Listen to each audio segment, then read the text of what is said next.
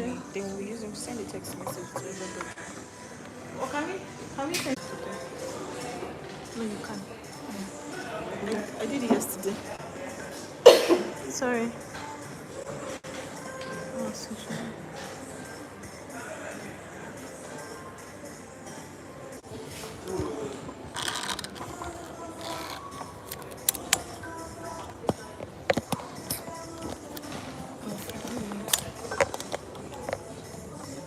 Okay, please come on. Sit tight.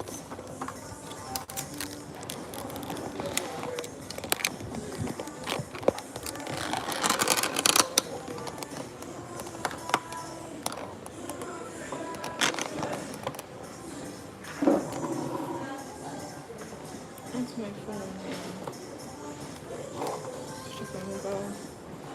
I can't do it.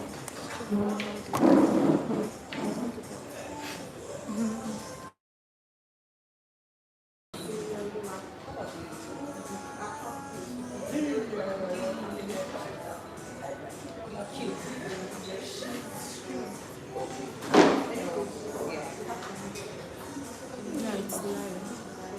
I can see.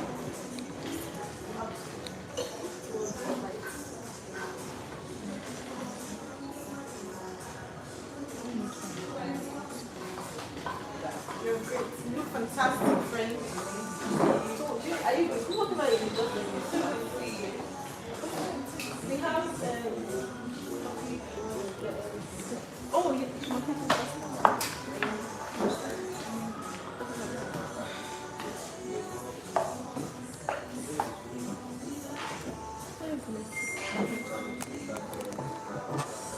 You can connect the sound bar. What more messages? She's when you're supposed to do it. Okay, I can't. Oh, shift it back. It's when you can really splash. What should this do? It's fine.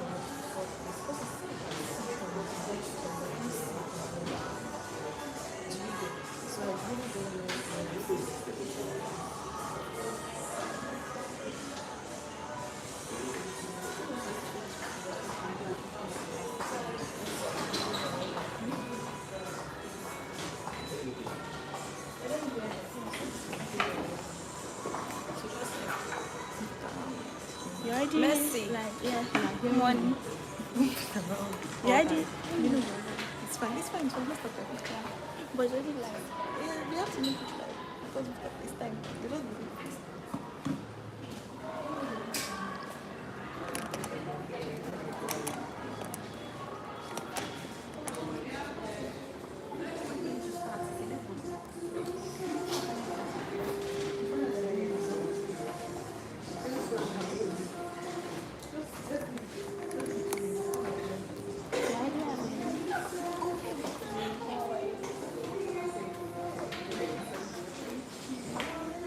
already have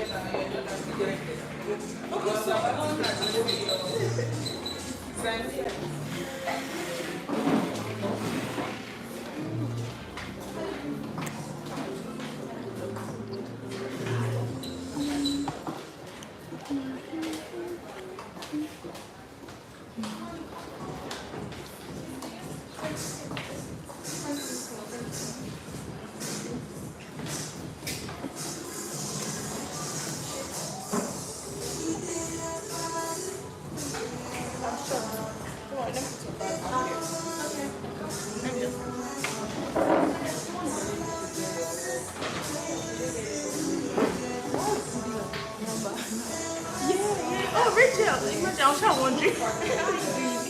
I'm good. How you doing?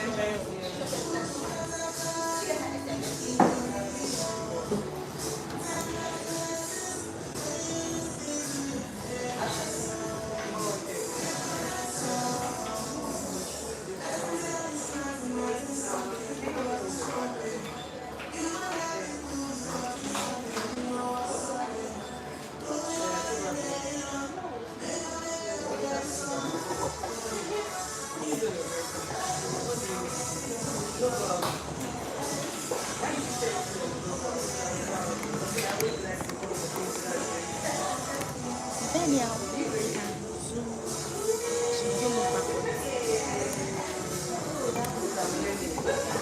Like zoom so it's only faces side.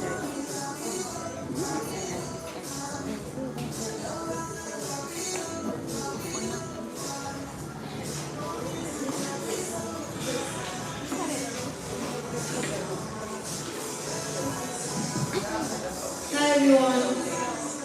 Hello. Good morning. Good evening.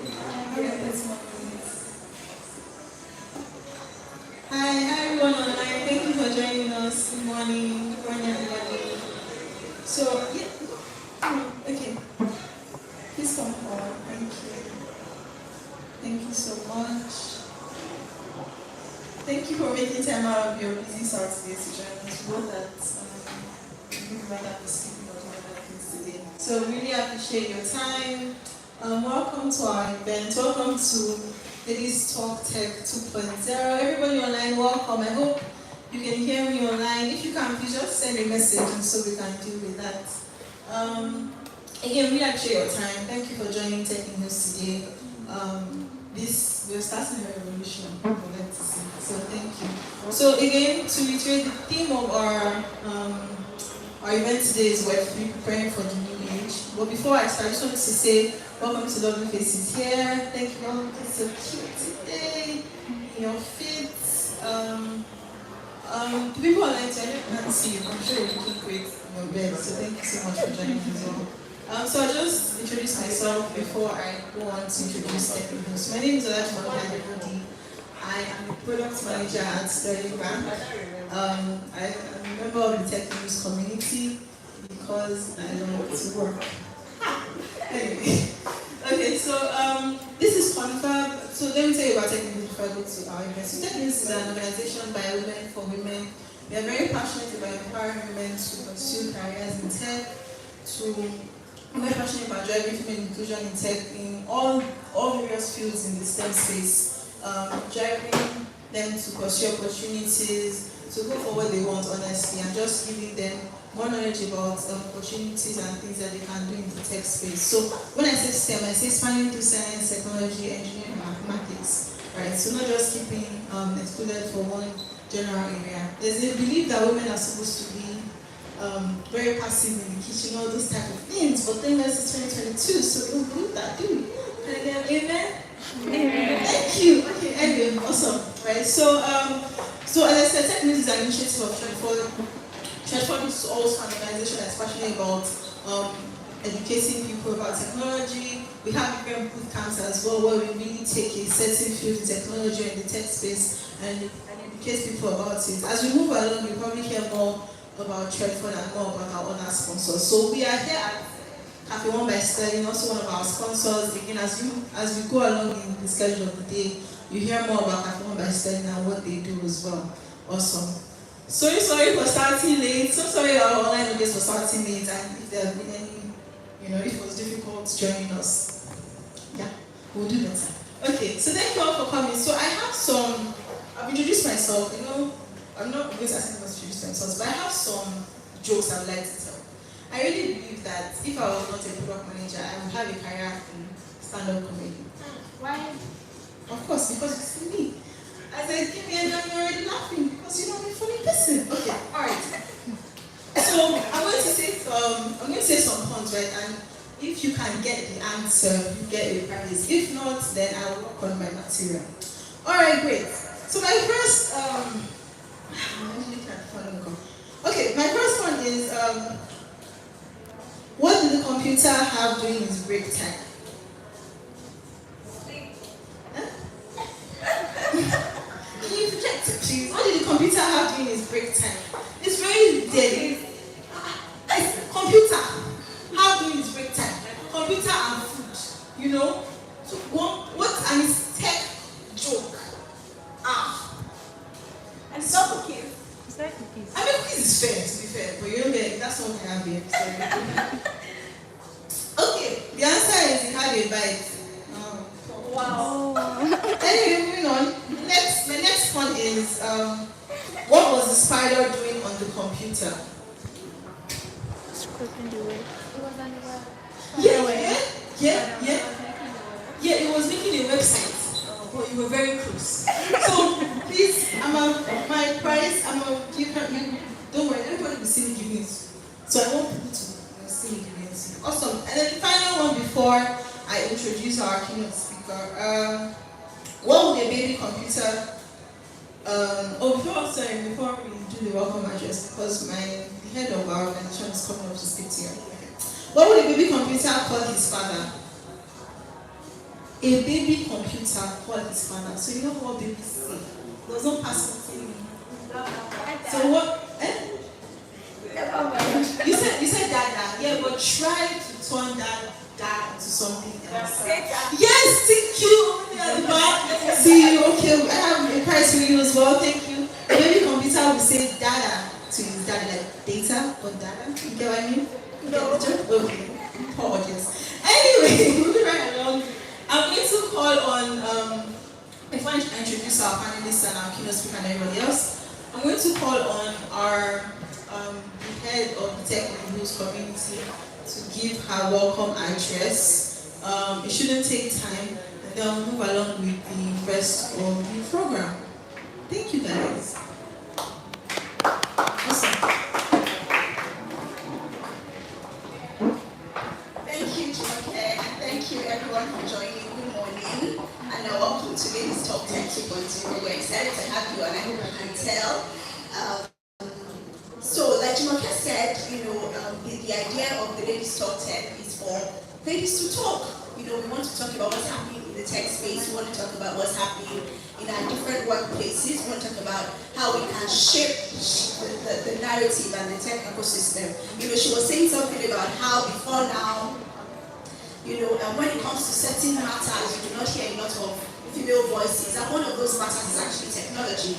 But we want that to change because we're very intelligent, women have a lot to share, a lot of experience, and we bring a different perspective to matters, and that's why we're having this event today. So I really encourage you to talk, in the chat, whether you're joining us online or on site, ensure that you engage. There's so many people coming today from different walks of life, and even online as well. We've seen the registration, so ensure that you meet people, you network with people. It's going to be a good time. Like Jumoke said, we're sorry for starting a behind schedule, but you're in for a good time, so relax and enjoy. If you have questions, please feel free to ask your questions. We're definitely going to be staying close to the online audience as well and taking your questions. Our panelists are here. They've been so gracious to share their time with us today, and we're going to maximize that opportunity, right? Our keynote speaker is also on standby, ready to share with us on the Web3. We have called the theme of this event, Preparing for the New Age, the Web3. Many of us are curious about,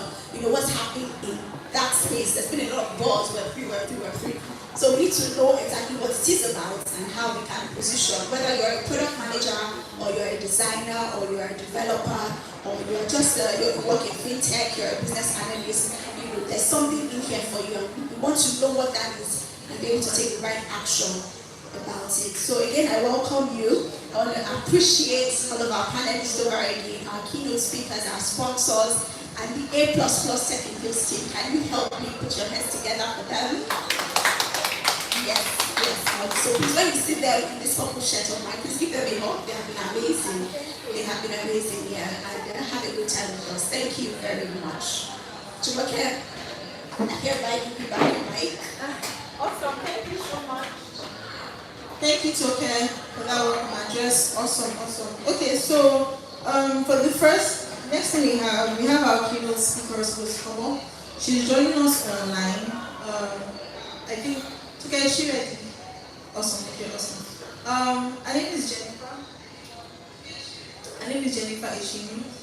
She's a senior front-end engineer at Nestcoin.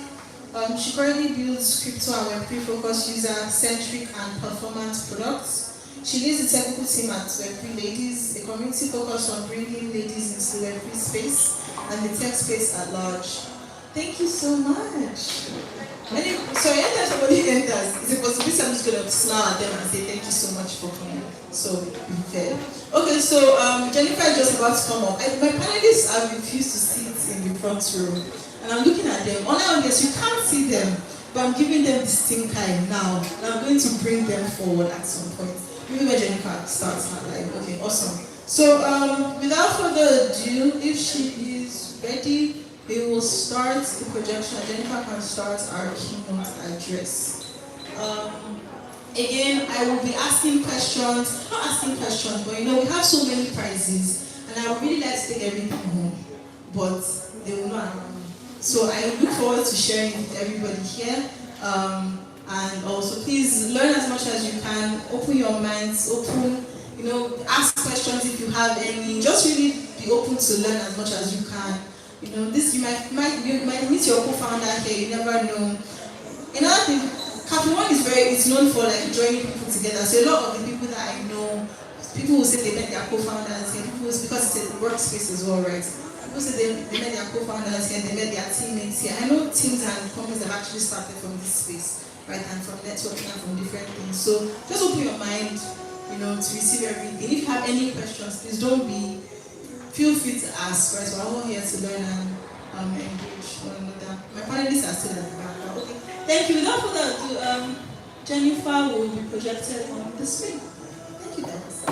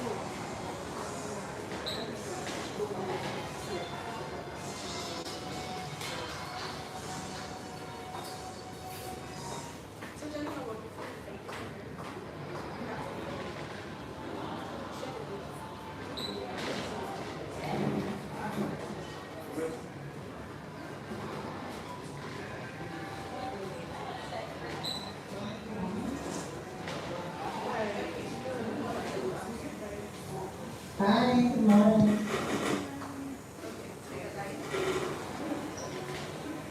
Okay, cool. Vou pedir a mistura.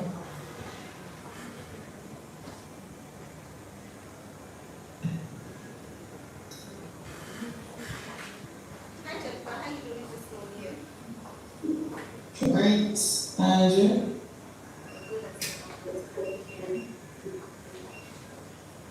Feels good to be here. Um, Diary, did I put up my screen yet? Yes, Okay, cool. Alright, those are. But I'd like to know where you can see the if you can see my screen.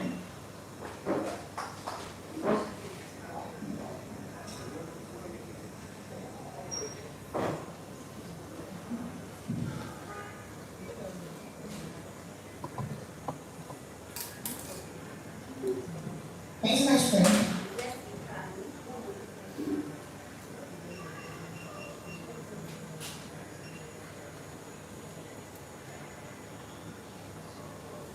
Okay, cool. So hi everybody, my name is Jennifer. And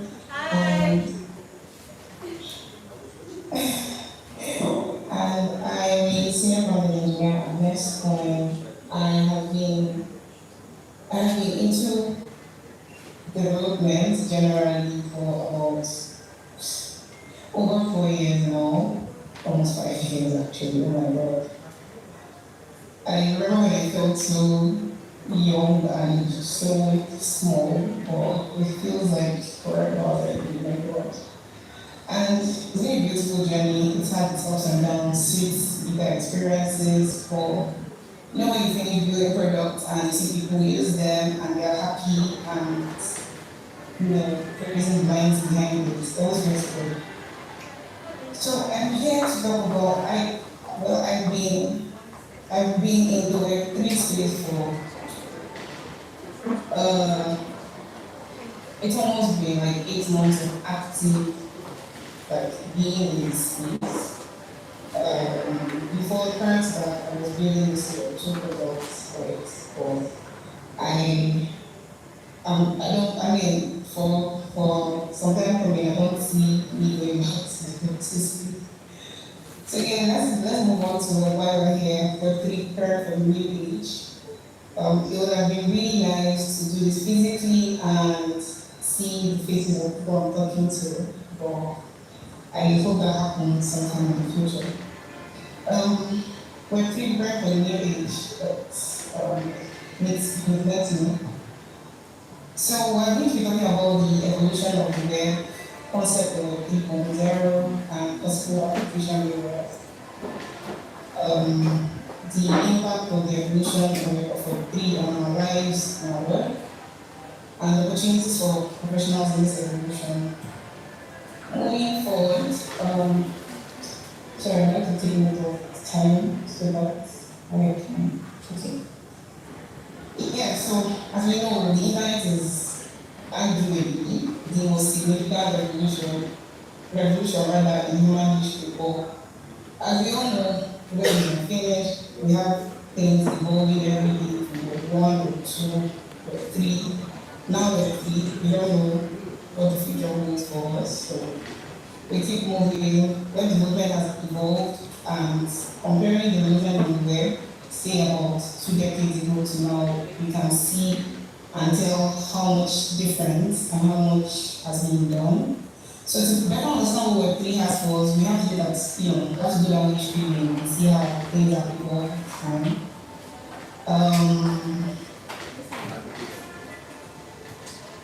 Like I mentioned, in 2 decades, which is 5 years, when the movement has evolved.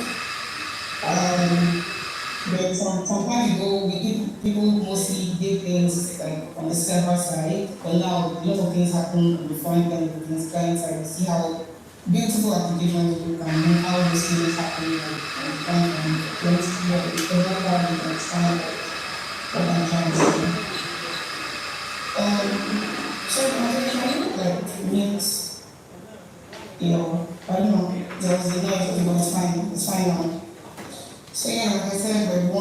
Web3, this is an image I got online to sort of depict, like, in a pictorial view what Web1 is, Web2, how everything sort of centralized, and Web3, the blockchain basically. What's this? Okay, so Web1 is, as we know, the first stage of the internet. We still have functionalities such as search engines and hyperlinks. Search engines like regular search engines, like Google.com, Bing, to search for things. Hyperlinks like your APIs for developers here. Web1 was static and information centered, lasted from 1989 to 2005. It was coined as read-only web, as majority of participants were mostly content users, mostly just go there to read about stuff, information, not a lot of interaction was happening then. The basic static HTML pages, this just rendered on the site, just basically read-only. User interaction was something that was least focused on at the time, and major of the focus was developers. Major of the focus for developers was to deliver content to users basically. So fast forward to like early 2000s, like 2.0, second phase, where users interact with tools, databases, forms, and then that also saw like the event of social media. I mentioned that Web1 was known as the read-only web, but two is sort of participating or social web. It offers, Web2 offers, I would say offered, but Web2 is still involved. Web2 offers greater ease of use, ease of compatibility across devices, interoperability between different sites and applications. If I'm moving too fast, please let me know. So most websites moved to 2.0 in mid-2000. We have like tech giants, Facebook, Amazon, Apple, I think Amazon basically started developing social networks and cloud services at the time. But Web2, when Web2 came in, it was all about like interactive and social web. I don't know if there's anybody here that's made use of like all the MySpace and the rest of them that were available at the time.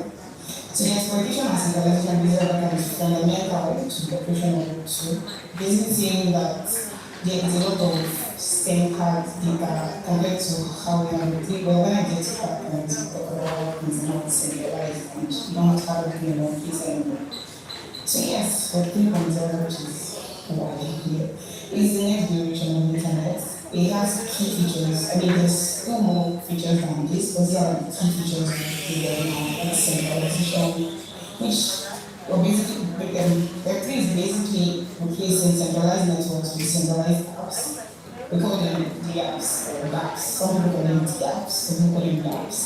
But yet, centralized networks are basically centralized apps. It will allow individuals to maintain ownership of their data.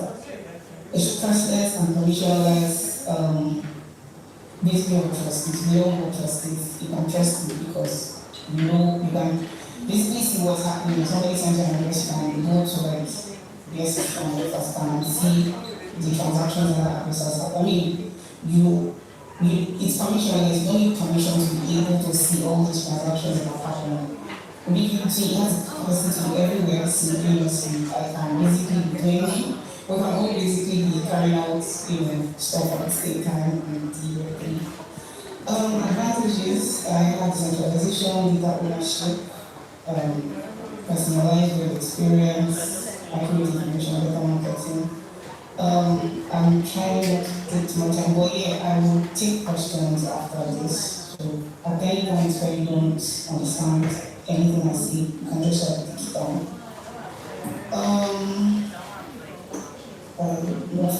So yeah, applications, decentralized, I don't know if anybody has learned of DAOs, it's almost like, it's compared to how you have, people that talk on these things all the way down, it's almost like, no see, but with DAOs now, you can join like the DAO and be able to, have like a part in things that are being built and stuff. I'm not talking about, but this is one of the applications that we're doing right now. We have blockchain gaming, we have metaverse. So it's metaverse is sort of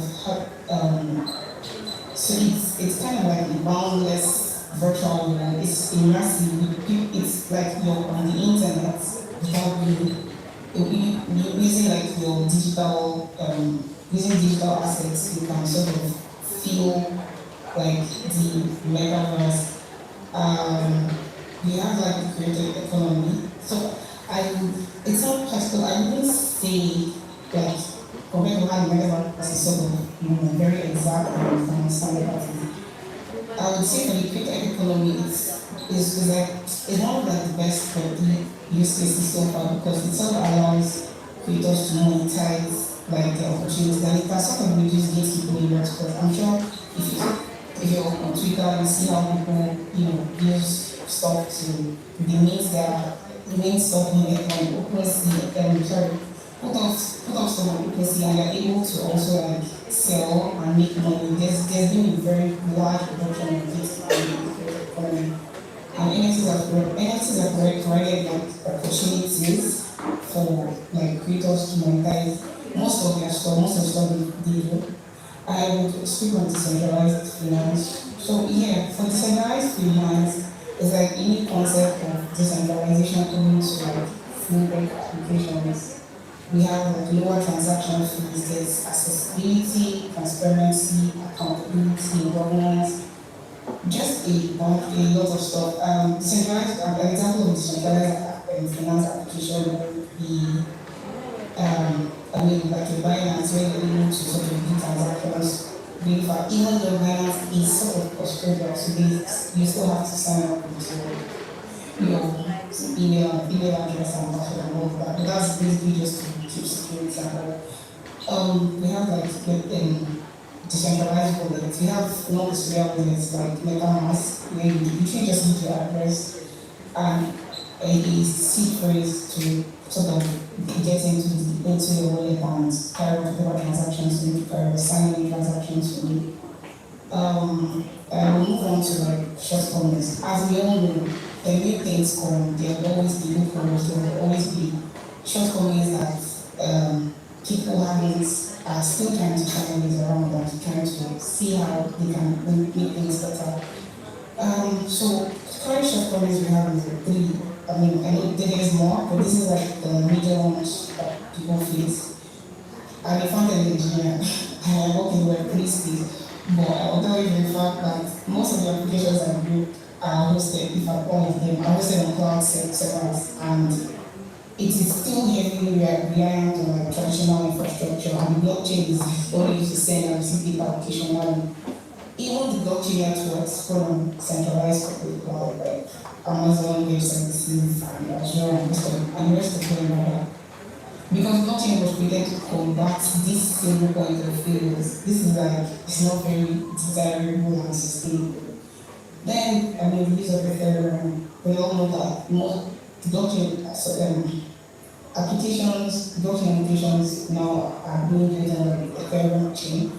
And many of these services, they obviously use Ethereum for like transaction fees, and it is really high if you have tried to estimate an NFT. You understand what I'm saying? And there's limited throughput, and it is really because of the number of people trying to build applications on Ethereum. There's also the problem of scalability. And if you don't bring in like an external infrastructure, scaling is a problem. There are a bunch of shortcomings that we have to deal with, and these are the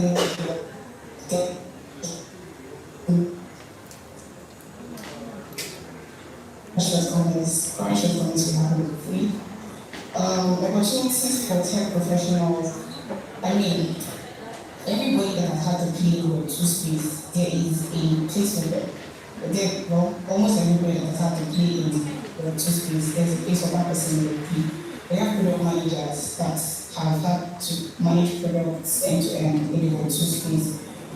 Moving into Web3, you don't have to know like technical details and know how to build like smart contracts or something, but getting involved in the process, knowing how things work, and being, I mean, in people that build the Binance application, product managers, and the rest of them, they were not, I mean, they didn't always have ideas about what Web3 was, or they had to, I mean, read about stuff. You have to equip yourself with the knowledge. You have to reach out and find out how you can get started as a product manager in the Web3 space. We have developers and engineers, front-end, back-end, solidity engineers that build like blockchain applications, designers. I mean, it's not like they're always like this super war on why you call yourself a Web3 designer or just a designer. But there is also like you can't say you want to design like I'm using Binance a lot because like one of like the most relatable applications. So you can't say you want to design like a Binance application and you don't have an idea of what Web3 is. You don't know what tokens are, you don't know what farming is, you don't know what how savings work. Like you need to have an idea of, you need to know what these things are so that you're able to design an application that is usable by people. I mean, it's not just interfaces, there's also the experience. People don't want to, if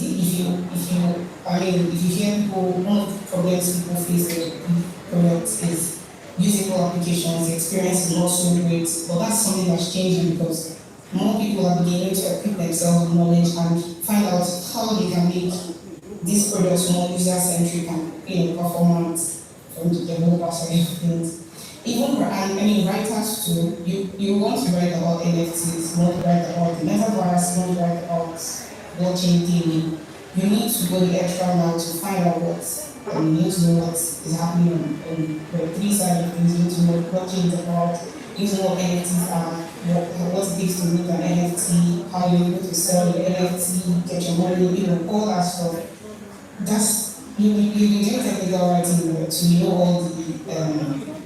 all the research and everything you needed to do to sort of get the knowledge and get the idea about things you needed to write about. That's basically the same, time and energy you need to put in for me on the or being a technical writer in the space. We also have marketers. I mean, to market the product, you sort of need to have an idea because people will ask you questions. People will want to find out, so how do I do this, or how do you guys need NFTs on your platform? Let's say you're supposed to be like a marketing person on like a Web3 DApp, and you're supposed to sell.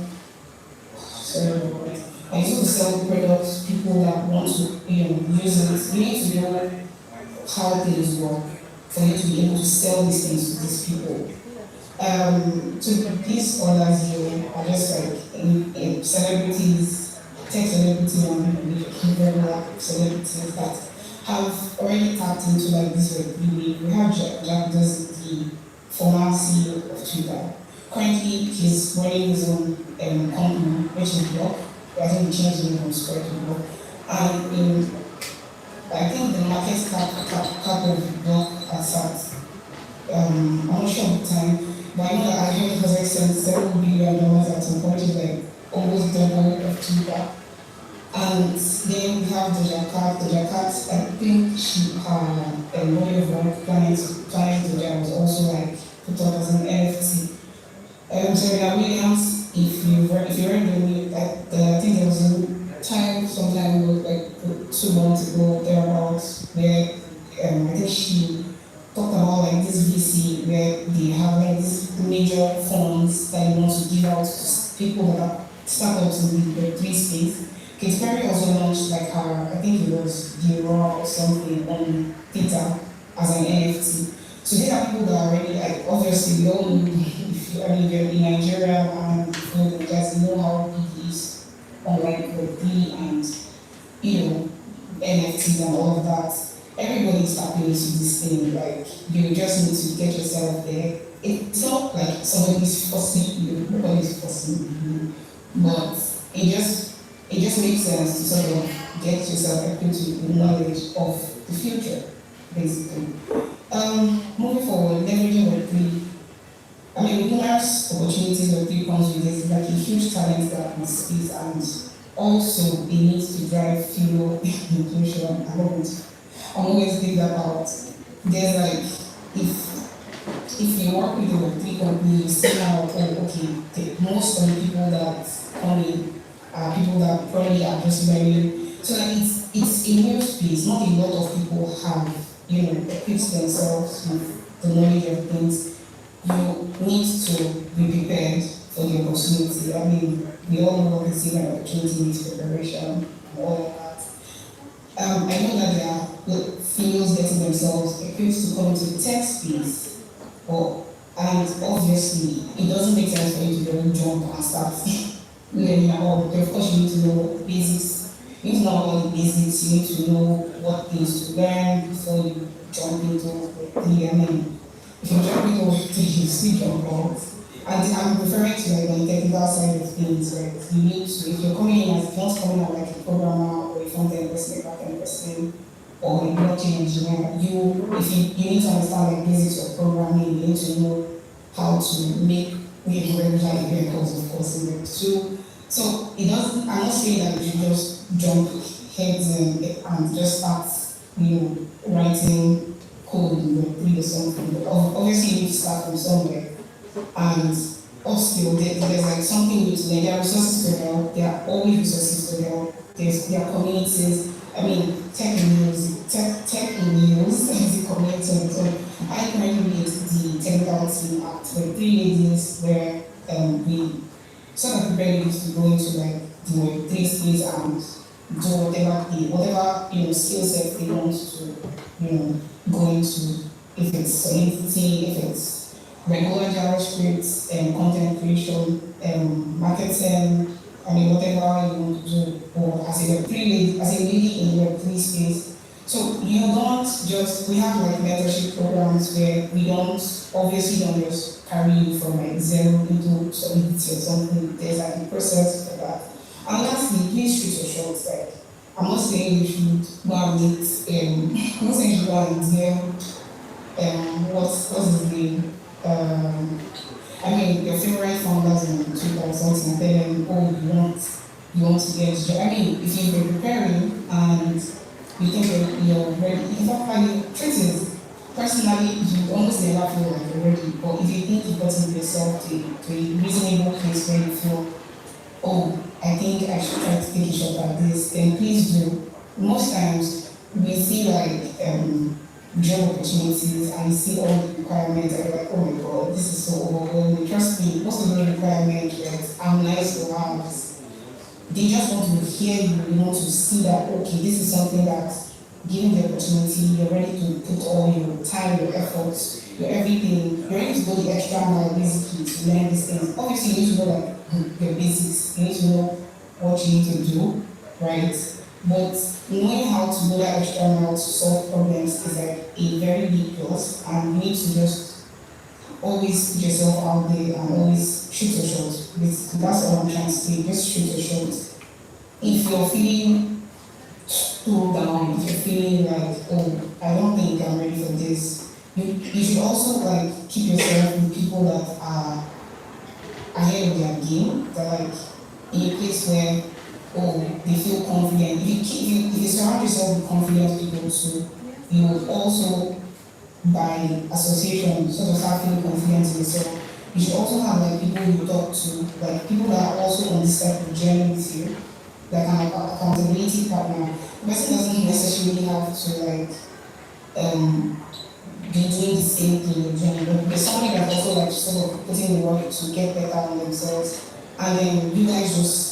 It actually helps to have like an accountability partner. People feel like they learn better when they're alone, but the truth is, you can learn alone, but also having that sense of somebody that even when times when you're not like in a place where you need to grow, the person is there to ask you, okay, so what should you do here? So I have like a set of people that I speak with, and there's a time that they sort of reached out to me that they're trying to start like a career path and they sort of need my help. So what I did was I sort of put them, they're not a lot, it's just like a very tiny group, and what I told them to do is, so like every day, for every single thing you learn, since you're not in a place where you want to be on Twitter or be everywhere, you can sort of make sure anyone that, okay, every day you drop a note or sort of you can drop like a voice note or something or a video and explain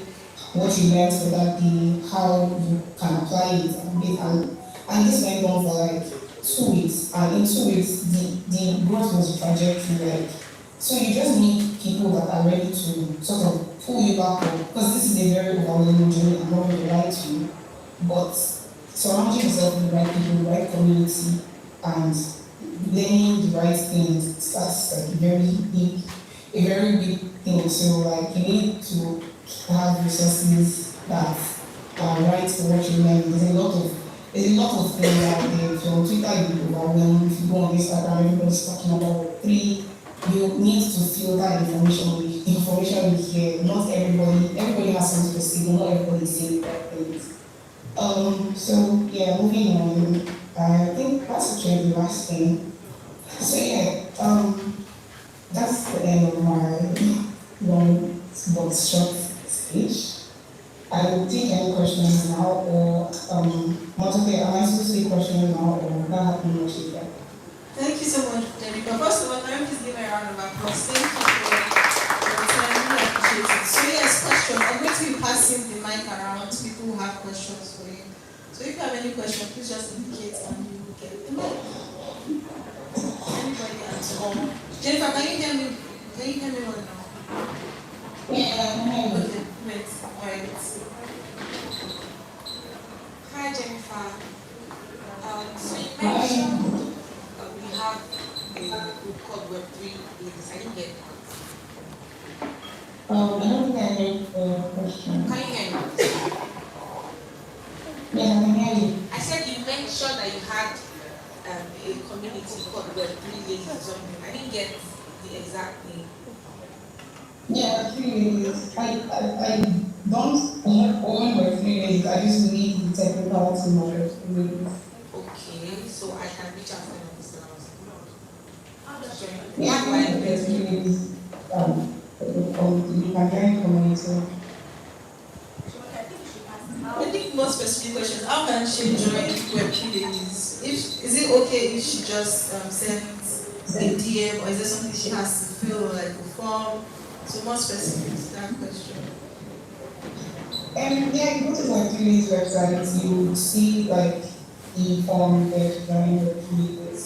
You just need to fill the form and you'll be reached out to. Okay, because that answer, okay, awesome, thank you. Then was how many questions? Okay, hold on. So Jennifer, for developers, for instance, or beginner developers or beginner engineers, who are just picking up some regular development skills like maybe learning Java or learning Python or any of those development skills, would you advise that instead of those, they focus on the ones that are more suitable for Web3, or are those skills still going to be handy even when there's a migration to Web3?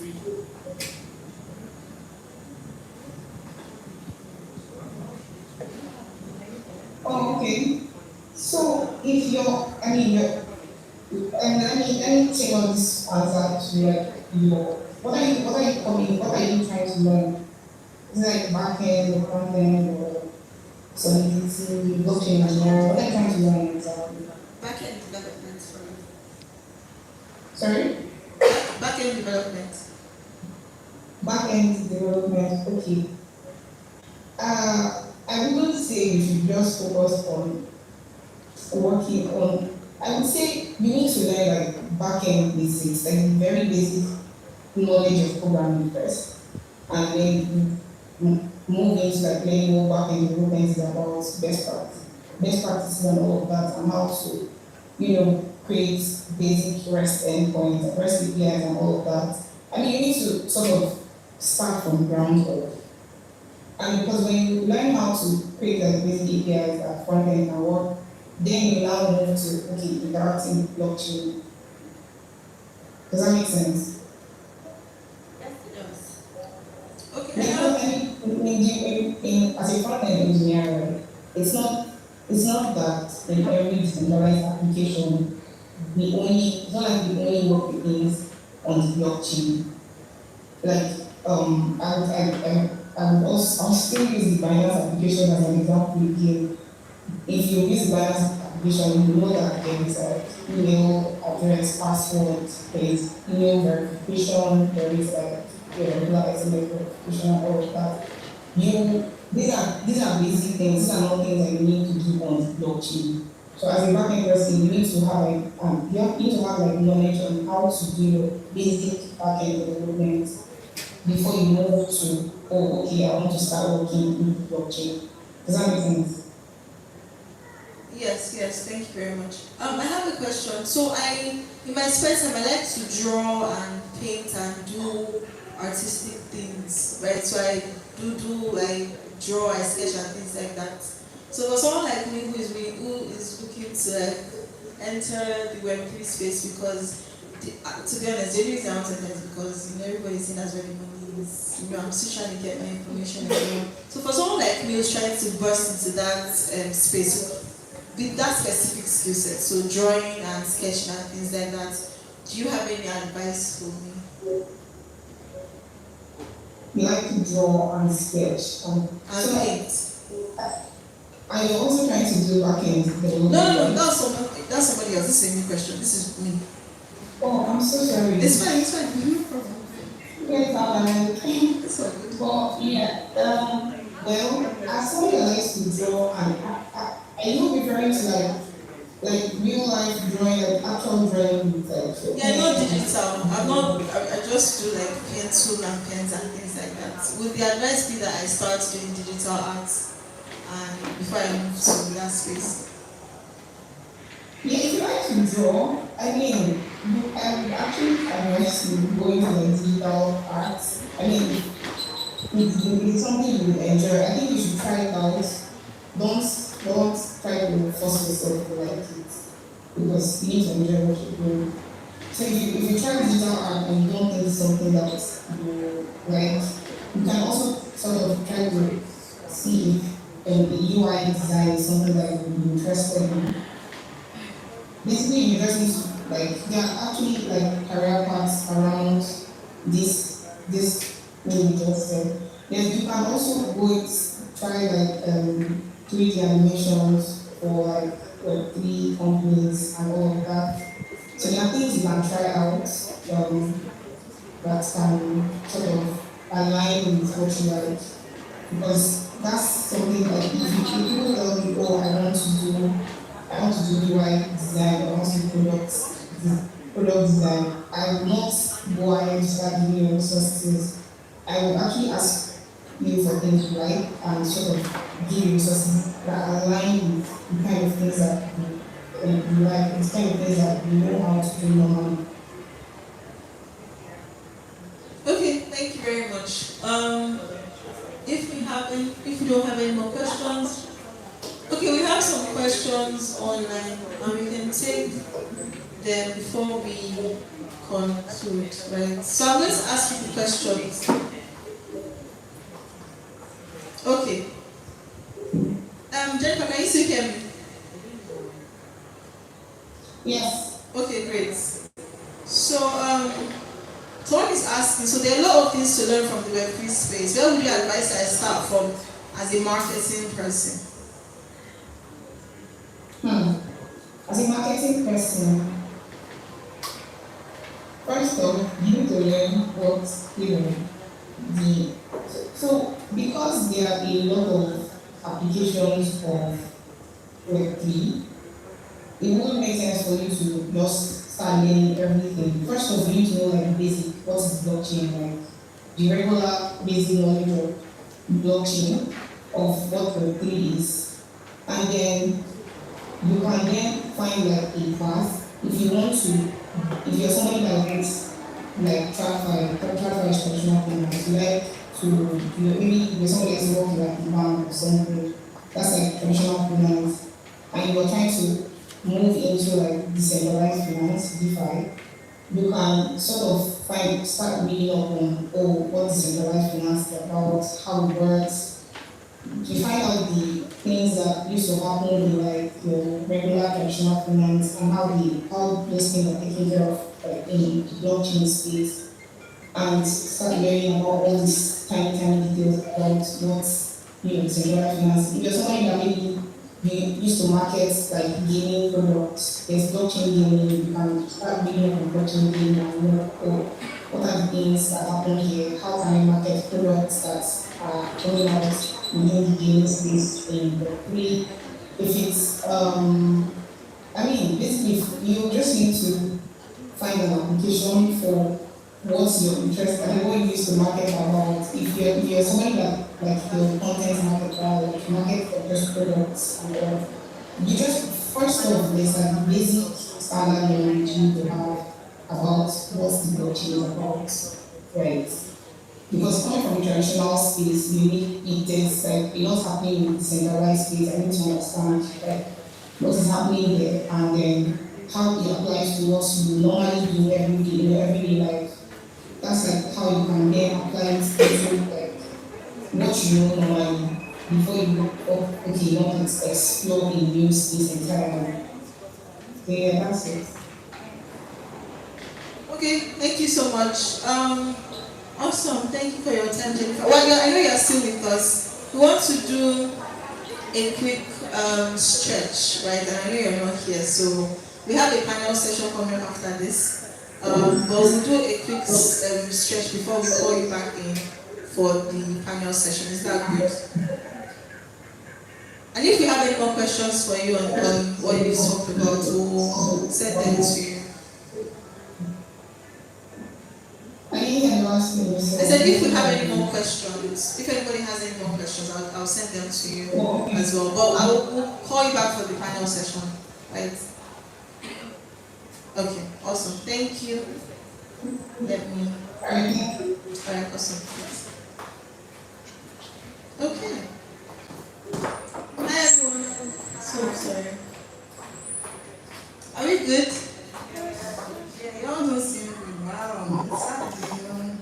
Does everybody have something in their hand to drink? Are we good? Is everybody feeling top energy, top vibes, gorgeous people, Gen Z and okay, so right about now, because it is we're in the morning, we're in the afternoon, but ideally on a Saturday morning, we're like fit fam people, we're trying to exercise, get our exercises in, burn those calories, not everybody, right, but some of us, burn those calories and just be active. So we realize that you've been sitting for a bit. So we want to do something called the Cupid Shuffle, right?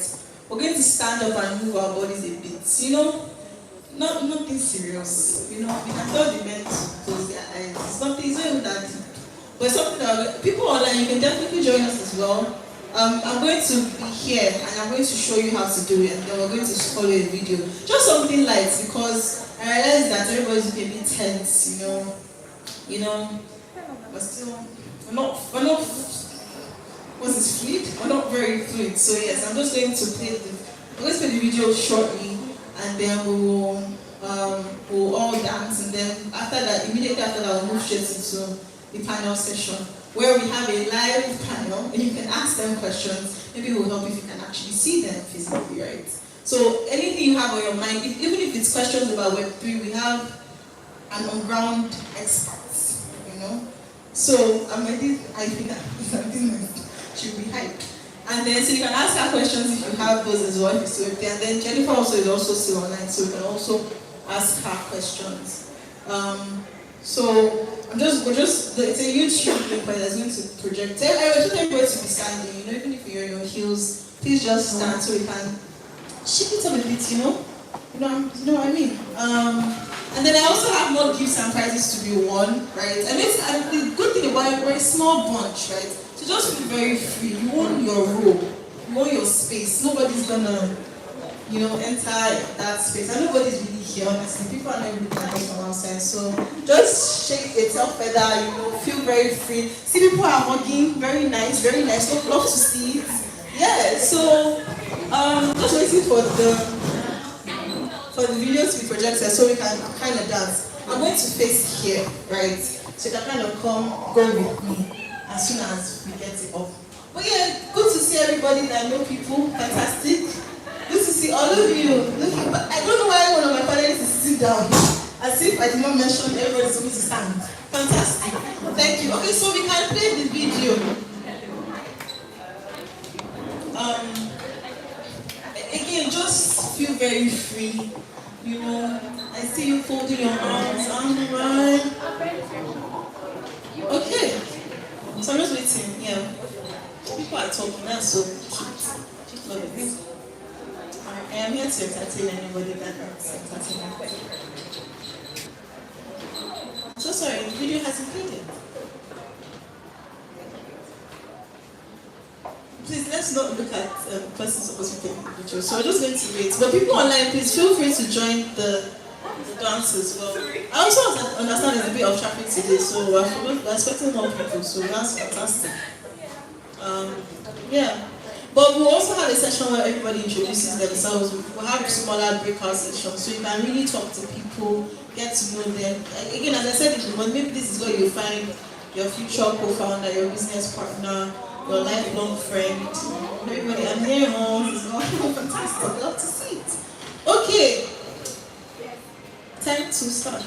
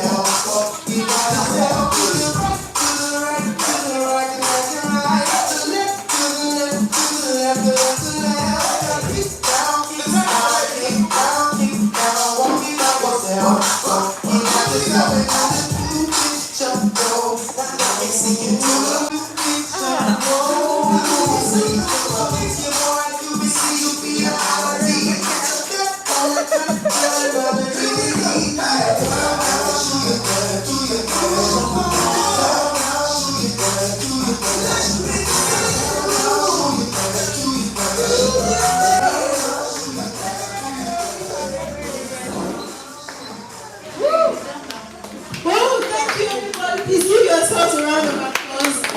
What a welcome. Oh, sweet Jesus.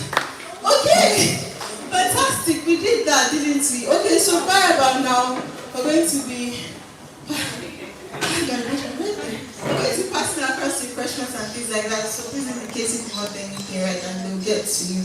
Yes, we have other things in store for you. Wow, that was energy sapping. So what about now? I'm going to call on my panelists. I hope they are ready. We're going to do a brief introduction of who they are, and then I will read their bio. So please, my panelists, I hope you're ready because your names will call shortly, right? So just give me 1 second. Please talk to each other. Fantastic.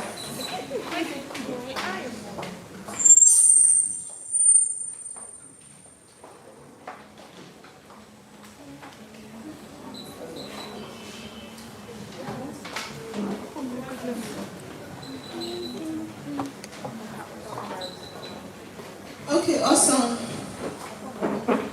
So the first person I'm going to call is her name is Olatin Barakat. Thank you. Let's give it full of energy. Yes. Okay, so she's the board leader at Lasergate, you know. She's also our Twitter trolling madam. You know Barakat, you know her. So mostly awesome. So just going to read a short thing that she gave me. Actually, not a short thing that she gave me, a short thing that I found for her. Because apparently she doesn't know what she's doing. Anyway. Okay, so Barakat started out as a digital marketer and then made a switch to product marketing management for Web3. She's since worked as a product marketing manager at BitNob, a crypto invest startup making it easy for people to invest gradually in Bitcoin. She currently leads growth and adoption at Lasergate, where she leads efforts to drive adoption of products and enable businesses easily get paid in crypto. Beyond that, she stressed about how to deepen the adoption of blockchain technologies in emerging economies like Africa, and more particularly how to make this space more attractive to more women. So she's really passionate about women entering the blockchain space, right? Where we knowledge sharing, knowledge passing. If you ask Barakat, I need information about this. Even if she doesn't even know everything, she'll say, yeah, let's do it. Then me, I will tell you about how to find this. So very passionate about that, and then also very passionate about women entering the space, right? Again, I always say the ratio, we've not matched up yet, but I'm still working on it, right? So she's one of the people advocating really to just match up, especially in the Web3 space and blockchain space. So please let's give her a round of applause. Awesome. My panelists, thank you. This is reserved for you. Great. My other panelist there that has refused to come forward, but I'm going to introduce her as well. She's shining like the sun. No, I haven't called her yet. No, please, just anticipate. No, don't worry. I'm going to introduce her. My second panelist is what we call a tech lawyer. I'm sure a lot of people have seen tech lawyer, so she's a tech lawyer. Her name is Karen Chu, and she's a tech lawyer managing partner at Catwig and Dale. Even the name Catwig and Dale, I have to call it really fancy, okay. So she's a tech lawyer and project manager. She's the founder and managing partner of Catwig and Dale, a technology and digital-driven African law firm supporting startups and tech-based businesses. Prior to founding her law firm, it's her own law firm. Yeah, thank you. Prior to founding her law firm, she has worked at federal courts with senior advocates of Nigeria and as an in-house counsel for consulting firms. As a woman working in a competitive space, she's passionate about growth, career and personal, women empowerment and feminine well-being.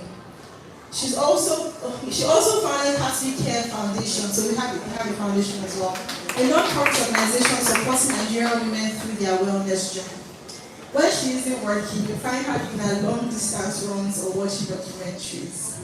And she likes fitness as well. Yeah. So let's give her a round of applause. Thank you guys. Awesome, fantastic. So right about now, you see them sitting closely. Please feel free. Very open space. If you have any questions, ask them. They are here for us. I put myself included in this. So right about now, the moderator for this session is Toke. So Toke is going to come up and ask them questions. So the way it's going to go, she has some questions she's going to ask them, which might help you guide your own questions. And if there's anything you have that you want to find out, please feel free, ask, and we'll take it and they will ask you. They are here for us, as I've said. So right about now, I'll call Toke to the stand to come and take this mic from me. You please help me give Toke a round of applause. Thank you very much. And I need to give my speaker. has mics as well, so I can do that.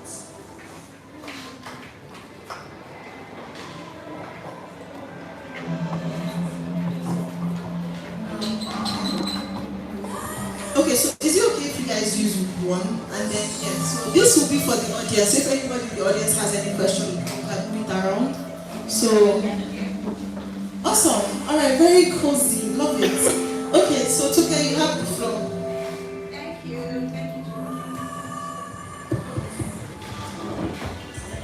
Okay, so good morning everybody again. Oh sorry, good afternoon. And welcome to the second half of the Tech Musical. But the whole idea of this session is for us to really interact, right? Thank you very much, Barakat. Thank you, Karen, for being here. Simi was here. Unfortunately, she had to leave for another appointment, so she couldn't stay till the panel session, but she sent her love and regards. Maybe if you have specific questions for Simi, you might be able to send them across to Simi. Yeah, and then we also have Jennifer. Jennifer is still with us. If there are questions around the Web3 that you think you'd like Jennifer to also address, please feel free to ask. Okay, so we'll get right into it. Barakat, I'll start with you. As a form of introduction, how long have you been working in tech? I think officially from 2019. Yeah, so 3 years. 3 years, wow. So 2019, 2020. But unofficially, like when I was in like 400 level. Okay. So about 5 years. Okay. So unofficially, like you're still a student, so you just started working in tech. Yeah. Okay. So you said your tech journey started in marketing, or was that even before tech? Not always. So before that, I was actually like a web developer. Oh. Yeah, but I figured I wanted to like spend more time talking to people and like learning like adoption of products. So I took like this. It was at that time that the Google Digital Garage was starting. So there was this very simple introductory course on digital marketing. So it was just out of curiosity that I took the course, and that was how my journey started. So at the time, I sort of had this very small digital agency with a friend who was a graphic designer at the time. So we would just like get projects to help people brand their stores online, give them online visibility, Instagram.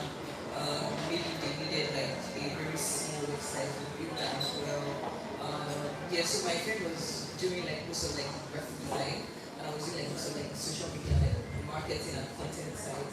So that was how I started. Okay, and today you're in charge, you lead group at your current organization. Fantastic. It'll be good to know how you have been able to just grow through that career path. Yeah, but I'll come back to that. So Barakat, started her tech journey first from running her own digital agency. Did you have like an engineering or a tech education? Yes. So my background is actually computer engineering. Computer engineering. Okay, great. Okay, fantastic. Okay, so over to Karen. Karen, how long has your tech journey been, and how did you get started? Wow. I'm sure I know the number of years now. Since I think I'll just answer when I started. I started in 2016. Yeah, but I started by doing a master's in IT/IP. That's how I started anyway. So yeah.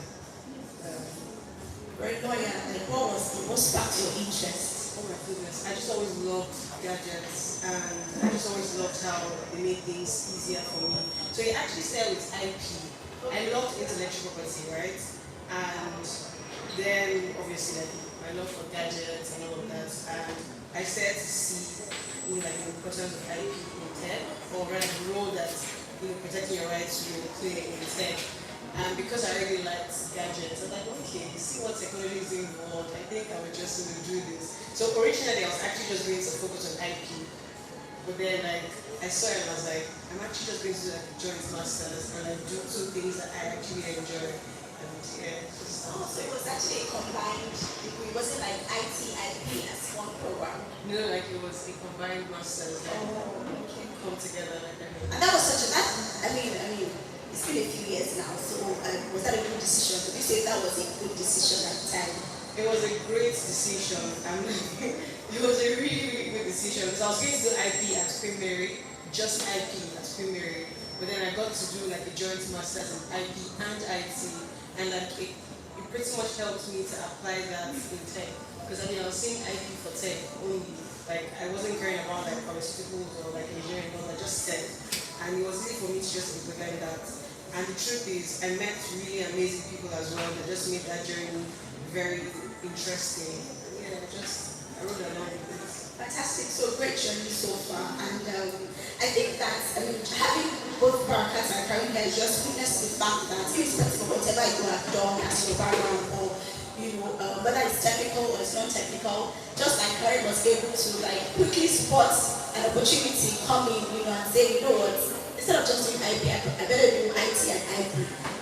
I think all of us can find that place in our careers, where we can then leverage technology. Okay, so the next thing I'm going to ask Karen is, with the whole diversity and inclusion drive, there's been a lot of talk over the few years, and like we're here today, this is Tech in Heels, we're driving female inclusion, and there are a lot of communities like us, who are also speaking up about women in tech and all of that. Do you think that there has actually been any improvement in the last couple of years? Maybe for you, between 2016 when you started your tech journey and now, do you think there has been any significant improvement in the numbers? So I would speak, concerning Nigeria, right? Since that's where we're at, and I think that there has been a significant increase in the number of women that we see in the tech space. Because compared to say 2015, 2016, there weren't much women in the tech space that were playing really prominent roles. But look at Barakat, she's just here, you get what I'm trying to say. And there's so many other young women out there that are doing the same thing. I think in March, ending of March, I had met a 14-year-old web developer, female. So I know that women are actually, getting into the tech space, and I think that what's happening is the stories of the women who currently play in the tech space, they're actually encouraging these other women to come in or create a niche for themselves and just, the door is open, break it down, right? So yeah, that's what they're doing. Yeah. Thank you very much. I don't know if Barakat wants to add something on this, or you agree, and you agree that there has been an improvement, and this improvement can also be traceable to the fact that there are more women in tech who are talking about how good it is to be in tech, how possible it is, and then people are encouraged to come into tech. Okay, great. But I also think that another thing that is happening is that organizations are listening, to all of the I don't want to say noise, but all of the voices, speaking to the fact that we need to actually have more women in tech, and some of them are now making quotas available in their recruitment process. They say that there's a certain quota for female, especially in global organizations. Some of them will even say for certain races that have been probably underrepresented, they make sure that there's a quota for people. And I think that that's an opportunity for us, as ladies. And I don't know if Barakat can speak to how people can, ladies who are looking to probably join tech organizations can take advantage of some of those opportunities.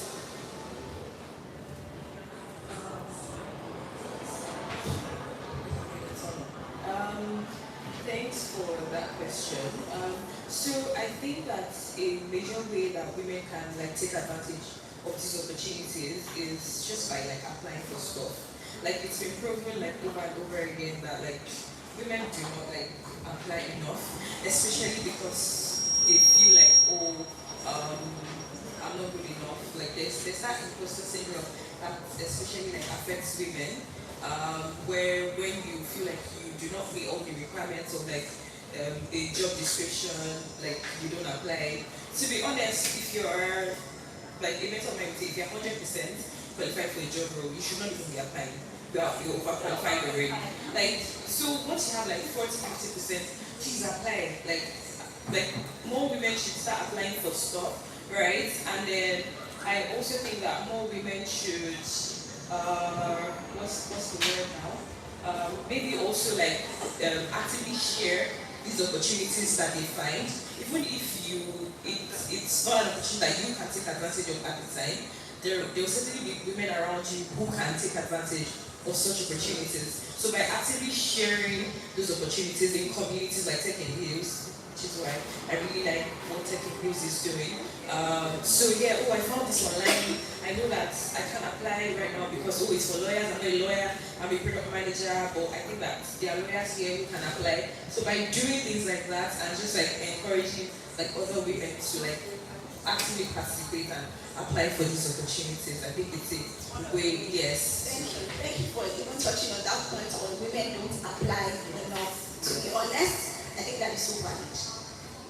There's just so many facts, that show that women don't actually apply enough, and for the higher jobs, So when you look at some jobs, I don't want to say low level jobs and high level jobs, but when you look at jobs that are that have less requirements, that have probably more general requirements, women feel safer to apply for those ones. Women want to be. I think there was a research that showed that. Okay. I'm going to touch briefly on like what you said, just reminded me of something. The CEO of PGMS, so she said that there was this role that they were trying to hire for, and they decided to like conduct like this social experiment where they wrote two different job descriptions for it. So one of the job descriptions seemed like it was like an executive role, and they found out that more men applied for that one. And the same role, they made it seem like maybe it was something like maybe an internship role, and they found out that more women were applying for that one. So it's all these unconscious biases that women have been made to like internalize over time. That I think that women should just start like breaking out of, which is why once again I really like what this program is doing and what the community is doing. Thank you, Baraka. So I mean, when we say breaking the bias, actually there's some biases that it's on us to actually break. Like sometimes you just look at a particular role and you just completely exclude yourself. I like what you said about that. Once you have like 40% of the at least apply. If you apply, you don't get it. Nobody dies. Right? Life continues. You apply for the next one. And I remember Jennifer was also touching on that when she was talking about working. And I know she had a lot to say about the fact that you never feel qualified, but then go ahead. I'm going to let Jennifer also just speak on this for a bit.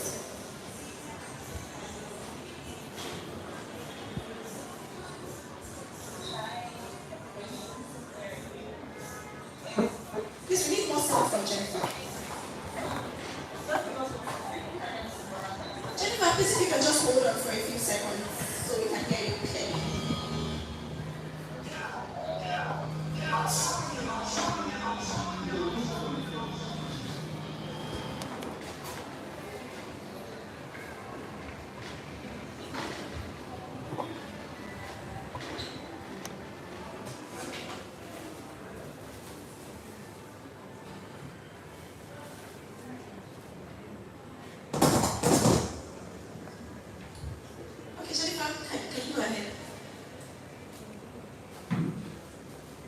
Hi, everybody. I'm here again.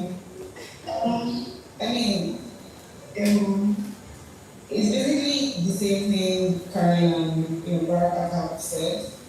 I don't know who started it. I don't know who put the roll down that women have to sort of feel like, oh, it's not enough requirements that I have to make this thing. Like I always tell my friends, like every time I come across job roles, for everybody that has, met me to say, oh, I'm trying to start this thing, and then it gets to a certain point where in their journey where I just start sending them like names to things. Sometimes I just add like all of them to like a group and just start sending stuff. And then for some reason it's always like names that I'm just like, oh, I don't know if this is, I don't think I can do this. And I will always say, men, see, put this thing out. The only problem usually with people starting their career or like people that are somewhere middle in their career, right? It's always, so first of all, please structure your CV, right? Give it to somebody to review for you, not anybody. Find somebody that's higher than you, somebody that already knows their stuff, knows their audience in this particular thing they're applying to, and ask them to review your CV for you, because sometimes your CV is not even a reflection of how much knowledge you don't have in this thing. So first, make sure that your CV is on point, make sure your resume is on point, and basically just it's not. So I think I wouldn't say basically just package yourself right, but I think packaging can be misconstrued and lying about what you are. But basically, like show these people who you really are. Like make sure that when you're invited for the interview, you're ready to like don't stop talking. Like when they ask you, can we meet you? Some people I mean I've had to do interviews where the person just says, hi, I am XYZ and I am this, and there's this like awkward silence. So you don't, when they ask me, they tell you, let's meet you, go all out. In fact, before interviews, you should already like have a prep for who you are, like have your pointers, know your strong points, know how you can sort of align with this interview that you're going for. And when they ask you questions about things, if you have an idea, go ahead to say it. Or if you're not sure, it's also okay to, not say the wrong thing. If you know it's the wrong thing and you just want to have doubt that when you said something, please don't do that. But yeah, just give your all when you go for interviews. I know people start saying something that happens to the best of us, happens to everybody. Anxiety is like at an all-time high when you have to go for these things. But you need to keep doing. The more you do it, the more interviews you go, the more confidence, the more your confidence level increases actually. So always put yourself out there for every opportunity you see. That's not when you don't reply your email or you probably don't get like a call back or something, or you get a call back and do like this first stage and you go, oh no, they're not enough for us. You might get to the second stage, third stage, and you feel out there, it's fine, it's really fine. Everybody has rejections. Most of us, we don't look out the rejections we have out there. Like if you guys start looking about the number of rejections we have just to go that final yes, you will be shocked. Like you will hear people say, oh, these two companies don't know, and then it just start affecting like your self-esteem. Like don't allow that happen to you. Like always put yourself out there. If you hear no problem, come to the next one. The next one is going to be better than that. But please don't say, oh, I don't meet these requirements. Most of those requirements are nice to have. Even if some people working there don't have the complete 100% of the requirements. We just want to hear that, okay, you're ready to go with this. In the event that we need to get XYZ paid on, you're ready to, you're ready to put your all into it. So yeah, that's the key. Thank you very much. Thank you, Jennifer, for that. Veronica just said, if they had those requirements, they won't be looking for it, actually. and just to say that, they don't expect you to have 100% to tick every box, but just have as much as and give yourself that chance. Nobody say about the fact that you risk 100% of the chances that you don't take.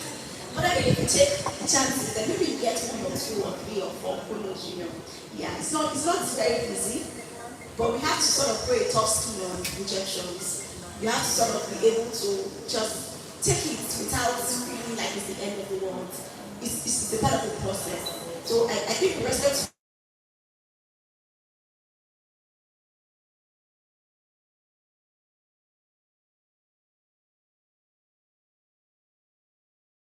Okay, thank you. Since we're still talking about shooting for jobs and all of that, I want us to talk a bit about negotiation, because it's also another issue when ladies are at the lower end, right? And sometimes due to nobody's fault but yours, because if you're talking to an HR executive or an HR recruiter, and they make. I recently learned is say the offer is a verbal offer, right? It's just the recruiter that's on the phone with you and it's like, oh, so we're going to offer you this is the figure. You don't have to accept on the spot. And I know that that's tough, right? Because you've been looking for this job for the longest time and they finally called you. Exactly, they finally called you saying, oh, we love your resume, but this is how much we're able to offer you. You still can say, oh, can you give me a few days to, just like, yes, exactly. Like just review, just let me go and think through it. Like you still have the upper hand, because if they did not want you, they did not see value in you, they would not even be making that offer in the first place, right? So you still have that upper hand, right? Another thing that a senior colleague of mine would usually tell me, especially for women, would ask me, okay, so this role that you are like going in for, what do you have in mind? I'll tell him, and then he says, okay, increase it by 200%. I mean, I'm still like, if I go and tell them, they will say they don't have it. You see, let it come from them that they don't have it. Don't minimize their pockets for them. Because at the end of the day, you don't know like the budgets that they have for the role, right? So don't pity them. Because at the end of the day, when you now start the job and then you discover that, oh, maybe you under negotiated, you'll be very unhappy. And that's like the beginning of failure at your job. And when you don't want to fail at your job, right? So you want to make sure that you have all these angles covered. So I think that by doing all this, I'm not really an expert, but I just hope that the pointers I made would like help someone like do better with negotiation. Thank you very much for that. So I mean, you don't want to go in blindsided. You want to have an idea of what that role in that organization is what the rates are. Yeah. And then you also want to don't be under pressure to give a response. If you don't have the right response, just say let me go back to you. Karen, you want to ask? Okay, so I'm going to speak from the legal point of view. Please don't blame me. Okay, this is the blood already. So there are actually clients that I have that we assist you to actually negotiate the agreements. First thing first is you as a person, like she said, don't get blindsided. You already know what it is that you want out of the role, right? So you have a look at your agreements and you list out the things that you're fine with and list out the things that you can do better, right? That's the first step. Because you know the time you take to think about it, that's when you're supposed to do this, right? So let's say they offer you 400K for a particular role, and like Koke said, you've been looking for the job, right? So you're probably going to be so excited to actually jump on it. Well, don't. Don't jump on it. I recently even turned down one, funny enough, when you partner, I did turn down one because I'm like, no, it's not going to work, right? So here's the thing, like I said, all family and religions. I was all the way in Abuja actually, and I was supposed to move across countries for this role. And then you're offering me this amount of money. I'm so sorry, you already know how NYS salary is. That one, I could even manage it because, you know, people look down on coppers and all of that. But you're not going to employ me, right, with my qualifications. That's at the time, with my qualifications and experience that I've gotten from, volunteering and just working, right? Like a union, just holding different positions. You're not going to employ me. This is not NYC role anymore. This is an actual role. You're not going to employ me and give me that amount, and I'm going to move to Lagos for this job. So I said, no, I can't take it. Yeah, I'm sorry. That person that said, yeah, I believe you're making sure. I said that to them. And this is me, like, I'm actually fresh out of NYSU. And you know how Nigerian employers want to treat you. They want to make you feel so small. But you're not small because you've gone to school. How many years you've been in school? Whilst you're in school, you've probably done some volunteering. You've learned on that job. You've probably done something else by the side. I'm even going to tell you something. If you're a firstborn kid, you already have work experience. You already have work experience. Because if you have younger siblings that you have to look after, you've been punished for your younger ones doing something that you had no idea of. My mom would do it to me. I'm supposed to be their leader. Hell yeah, I fucking have leadership experience.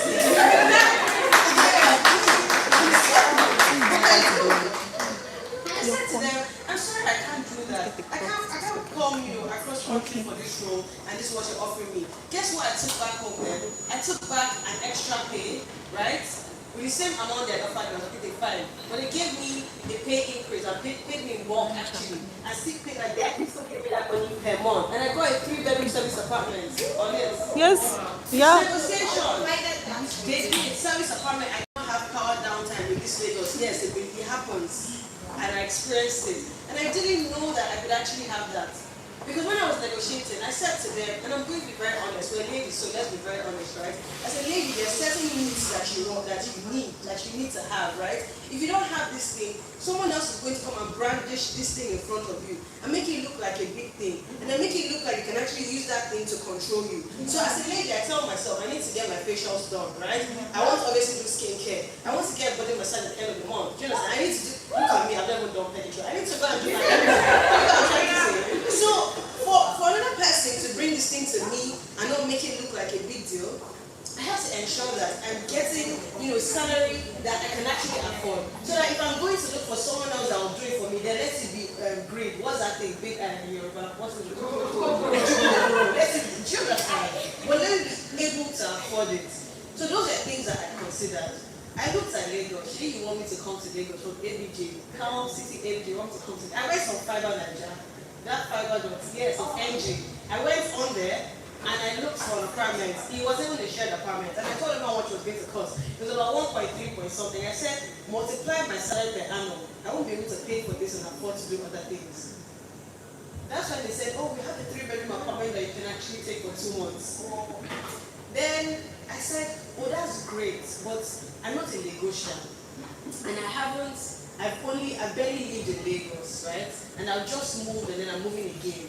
So it's not very convenient for me. I don't want to start my job and then I'm running around, trying to look for apartments and everything. Then it went up to here. Okay. Wow. You need to do it. Because the truth is, like Baraka said, and Chucky said, there are certain things that we have internalized, right? And we're going to just keep going in that direction where we don't think that we probably want this, or we don't think that maybe, okay, let's not push it. Maybe if we push it, the rope will cut. Let's it cut. Because if it doesn't cut and you get in there, you will not be happy, right? So if you cannot afford a lawyer, right? We're all young people. You probably have a friend that's a lawyer. Why are you only eating rice and beans and drinking juice and just chilling? Use your friend. Are we not supposed to be of benefit to each other? At Alpha, I got a job offer. Please help me review this agreement. Tomorrow, Ada will leave you too. That's how life works. The truth is, you have to always give value to receive value. So use your friends. They'll review your agreement for you. They'll tell you, no, this is a red flag. Oh no, look at this. Oh no, don't take this. And then you actually put it down in tabular form and present it to them. When you even do it, they'll say, this person is terrible. That's just problematic. And because of that, they'll give you what you want. And you don't give you what you want, then you know that you actually deserve better than that. Thank you so much.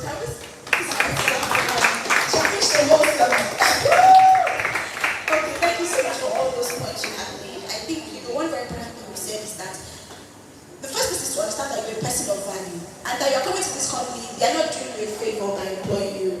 It's an exchange of value, and bringing you value should give you value. So be able to state what is value for you. And sometimes we also we're not aware, and I think that takes us back to what Branka says. You don't know what is obtainable for that role, and that's the importance of sometimes being in communities, because you have people who are in that role, you probably have people who are in that organization who are just a message away, who you can ask, oh please, I'm quitting for this role, what's your thoughts on it? What should I be looking at in terms of salary, in terms of remuneration? But Karen also mentioned some things when she was speaking about the offer letter, that there are things to actually look out for beyond your salary. She was saying something about your work hours, and I know that some tech companies also do some other form of remuneration, probably like stock options and some of all these things. And I don't know, Brown Cats for Jennifer, so everybody wants to talk about some other things that you need to look out for when recruiting for a role. Other important things other than the salary and your compensation. Yeah, does Jennifer want to go or should Brown Cats?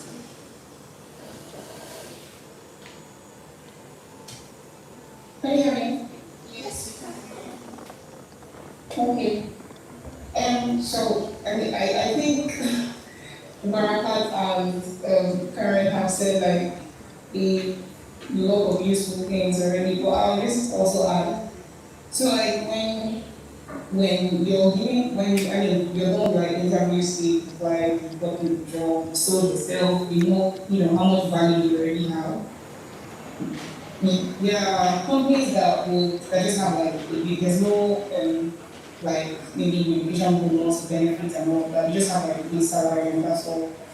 If you're negotiating with a company that has a base salary and then all these other things, and then when they add all these things, like money is plenty, means renegotiate your base salary, because that is your take home. All those other things, the percentages that will come, but always try to negotiate with that base salary first.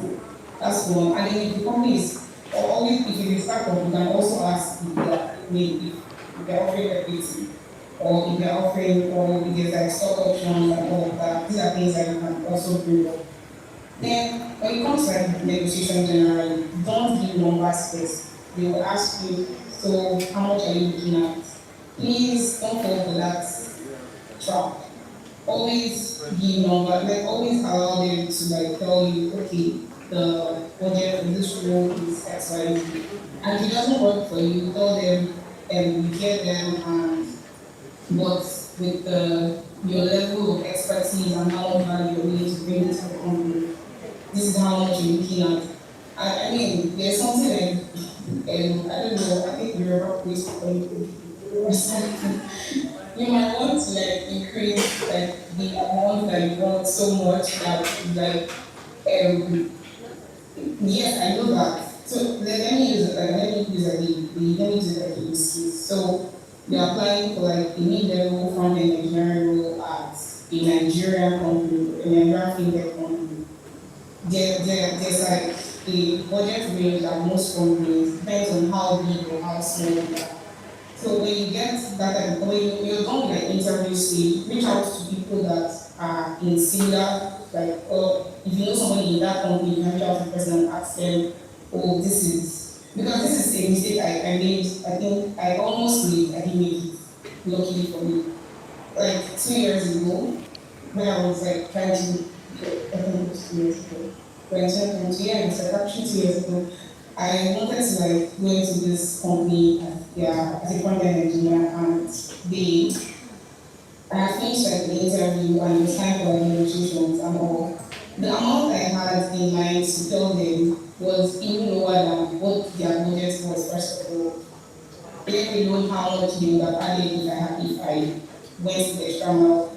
I just thought of it. I had a friend that's like so good at negotiating like salaries. She just said it's better to like call someone. So I went online, I found somebody that works there. And I also knew somebody personally, and then I asked these two separate people, okay, how much do they pay this, like, how do they pay this level of engineers at the company? And that's actually like, I added some amount on top of that to negotiate my own like salary, and it was, and when I even said it didn't even seem like, oh, okay, maybe it's smaller.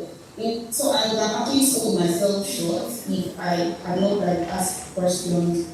For you to ask questions, you need to also like put value on yourself. Don't allow people to say to affect you to the point of you losing money. It's not worth it. Please ask questions and just, don't be secretive about it. I get you can be secretive about getting a job, that's fine, but like, when it comes to like offer negotiations, please reach out to people that can help you. And when they give you that long list of things that have benefits and taxes and all those things that will deceive you and in the end, there's still one very big amount there. Sometimes your actual take home might not be, is like not even close to what is there. So we need to also find somebody that is good at reading all these things and able to explain, oh, this is what this is, and tell them this doesn't work for you, okay, this is fine, it should work for you. So yeah, just ask questions, and that's basically it. Thank you very much. Thank you. Yeah. Mark, do you want to say something like this as well? But you wanted to talk No, so I was also going to say that, so apart from like just remuneration in general, right? Maybe you know that if you are envisaging, like if you join this company, so maybe in a couple of years, you are like other things they're envisaging, but you guys have like come to a point where they can no longer like increase your remuneration. There are like some other things like maybe in like take care of like your learnings, so that by the time you're leaving the company, you are so much better off, and then you can like easily like get like a much better paying role. So like I think that people should like look at like negotiation as like a whole package deal and not just look at the money alone. Yes. So I think that another thing that people should also try to look out for, and like Karen mentioned, maybe get like a lawyer, is that some people don't know that when they are signing their contracts, there are some like non-competes. There are some things that you can't do that if you were to break that law, it would like make you liable, and the company can actually sue you. And I don't think that a lot of people pay attention to these things. So find someone who can help you read in between the line and help you like actually like simplify these things and be like, oh babe, don't sign this yet. Tell them, because I know that I experienced that when I was like about to sign my own contract. Thankfully I have a very close friend who's a lawyer, and then she pointed those out to me, and I was like, oh, thank you very much. And you went back to the And I went, yes, and then they changed it. Yes. Yes. Thank you very much for pointing that out. I think I'll just add that. Okay. Cool. Okay, yeah, that was just saying. Yeah, opportunities to grow, Yes, yes. like trainings as Yes, well. trainings, actually to pay for your trainings, and then how soon would your promotion? Yeah, exactly. Yes, just look at your the negotiation. Look at it as a whole package, and not just money. Just be limited to the salary, just that figure. That's also that's all you want to see sometimes. Just the amount that they pay. But even like Jennifer said, sometimes there's a base pay and there's a variable pay, and that variable pay you're not guaranteed 100% of it. So if you're just looking at what they have summed together, you're already deceiving yourself. So negotiate the base pay so that it's high enough, and then the variable pay will come on top of that. Okay, I'll let us take questions. I mean, there's been a lot said already, so let's just take a pause here. Okay, so Jumoke, please, the mic's in the audience. We'll also take questions online. So if you have questions, please drop it in the chat. Hi, good afternoon. My name is Debola. So, concerning the negotiation, as interns, are we also allowed to negotiate? Like I, for example, I'm new in this space, I'm still learning, and hopefully in some few months I hope to like intern or get a job. Okay, let's say for example at that point I don't have the amount of experience or whatever they are looking for. Is it possible that on getting the offer for internship or anything I can negotiate into something that will probably like be more comfortable for me? Thank you very much, Debola. Thanks for that, Ibola. So I think it still like goes back to what I was saying the other time about not looking at only figure alone. So I know that because it's an internship, there might not be a lot of room for negotiation, right? But I think that you can still like come to an agreement depending on how flexible you are willing to be, right? To say, oh, can we come back to this conversation in the next 3 months? At least you know that in the next 3 months you are certainly not going to be where you currently are today, and you're going to be like better. Okay, so like is there like a potential in the future for you being converted to a full staff, and then what would that look like? So I think that those are still like some conversations that you can have while you're an intern, and then also making sure that as an intern you're actually really learning, right? And not just like carrying the fancy lights of like, oh, I'm an intern. So I think that those are like some of the things that. Thank you. I think that's spot on. We can always ensure that you leave the negotiation door, the window open. Yes. So you can always come back to negotiate. Yeah. Thank you very much. Carrie, you want to add anything concerning that question? Yeah. Okay. Hi, my name is Choma. So, I'm a financial analyst trying to convert into a good manager. But then I recently interviewed for one internship, and then he gave us, after the first interview, second one, he gave us 2 products to review and all of that. It was a lot of work. We still had to do overnight executive production. And then I'm like, okay, this thing is supposed to be free. This just in the beginning, it's like a lot of work, and these people are basically saying it's going to be like a free, like unpaid internship. When it work as work someone abroad, and then you better do time.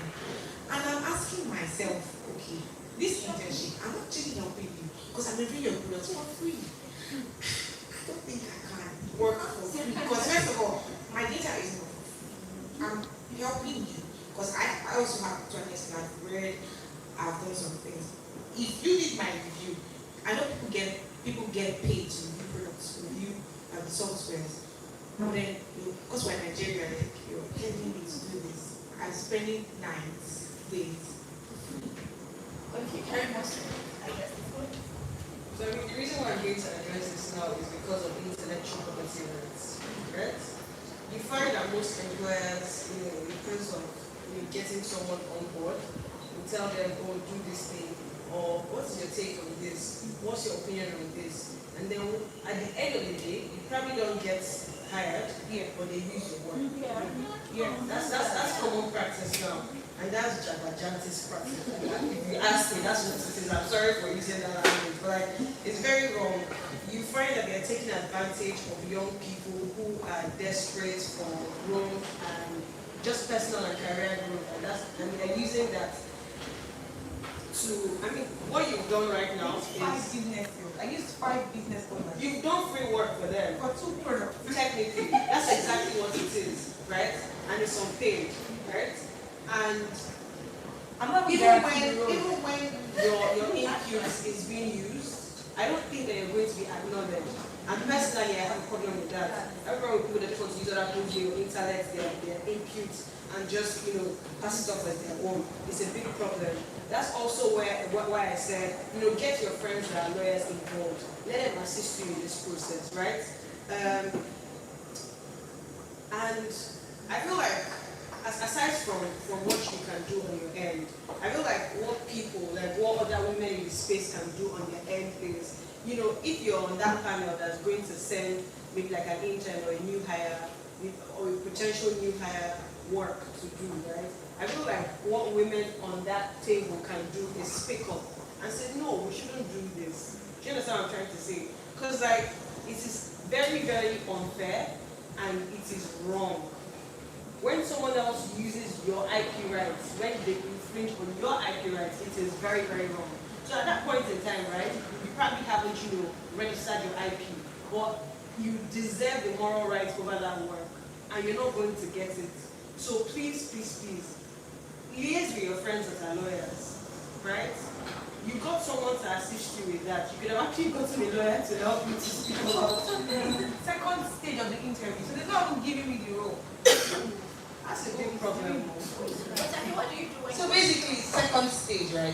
That's something I was going to add. I'm sorry for taking us back. When we're speaking about things to look out for your IP rights as well. So companies, hire you and then they want to obviously own your IP rights, especially employers, would own IP rights of employees done during work hours and using work resources, right? That's very normal. But then there are employers that include just one liner in that clause, right? That says that any work that you do during the course of that employment, now it's not limited to work that you do with their resources or with their time. It's limited to anything you do within the course of that. That's a big problem. That's a very big problem. So I'm sorry for dragging us back. Yeah, look out for that. But then in your situation, right, the deed has already been done. Now let's hope that this organization that you want to intern for, let's hope that you're going to gain as much value as you should.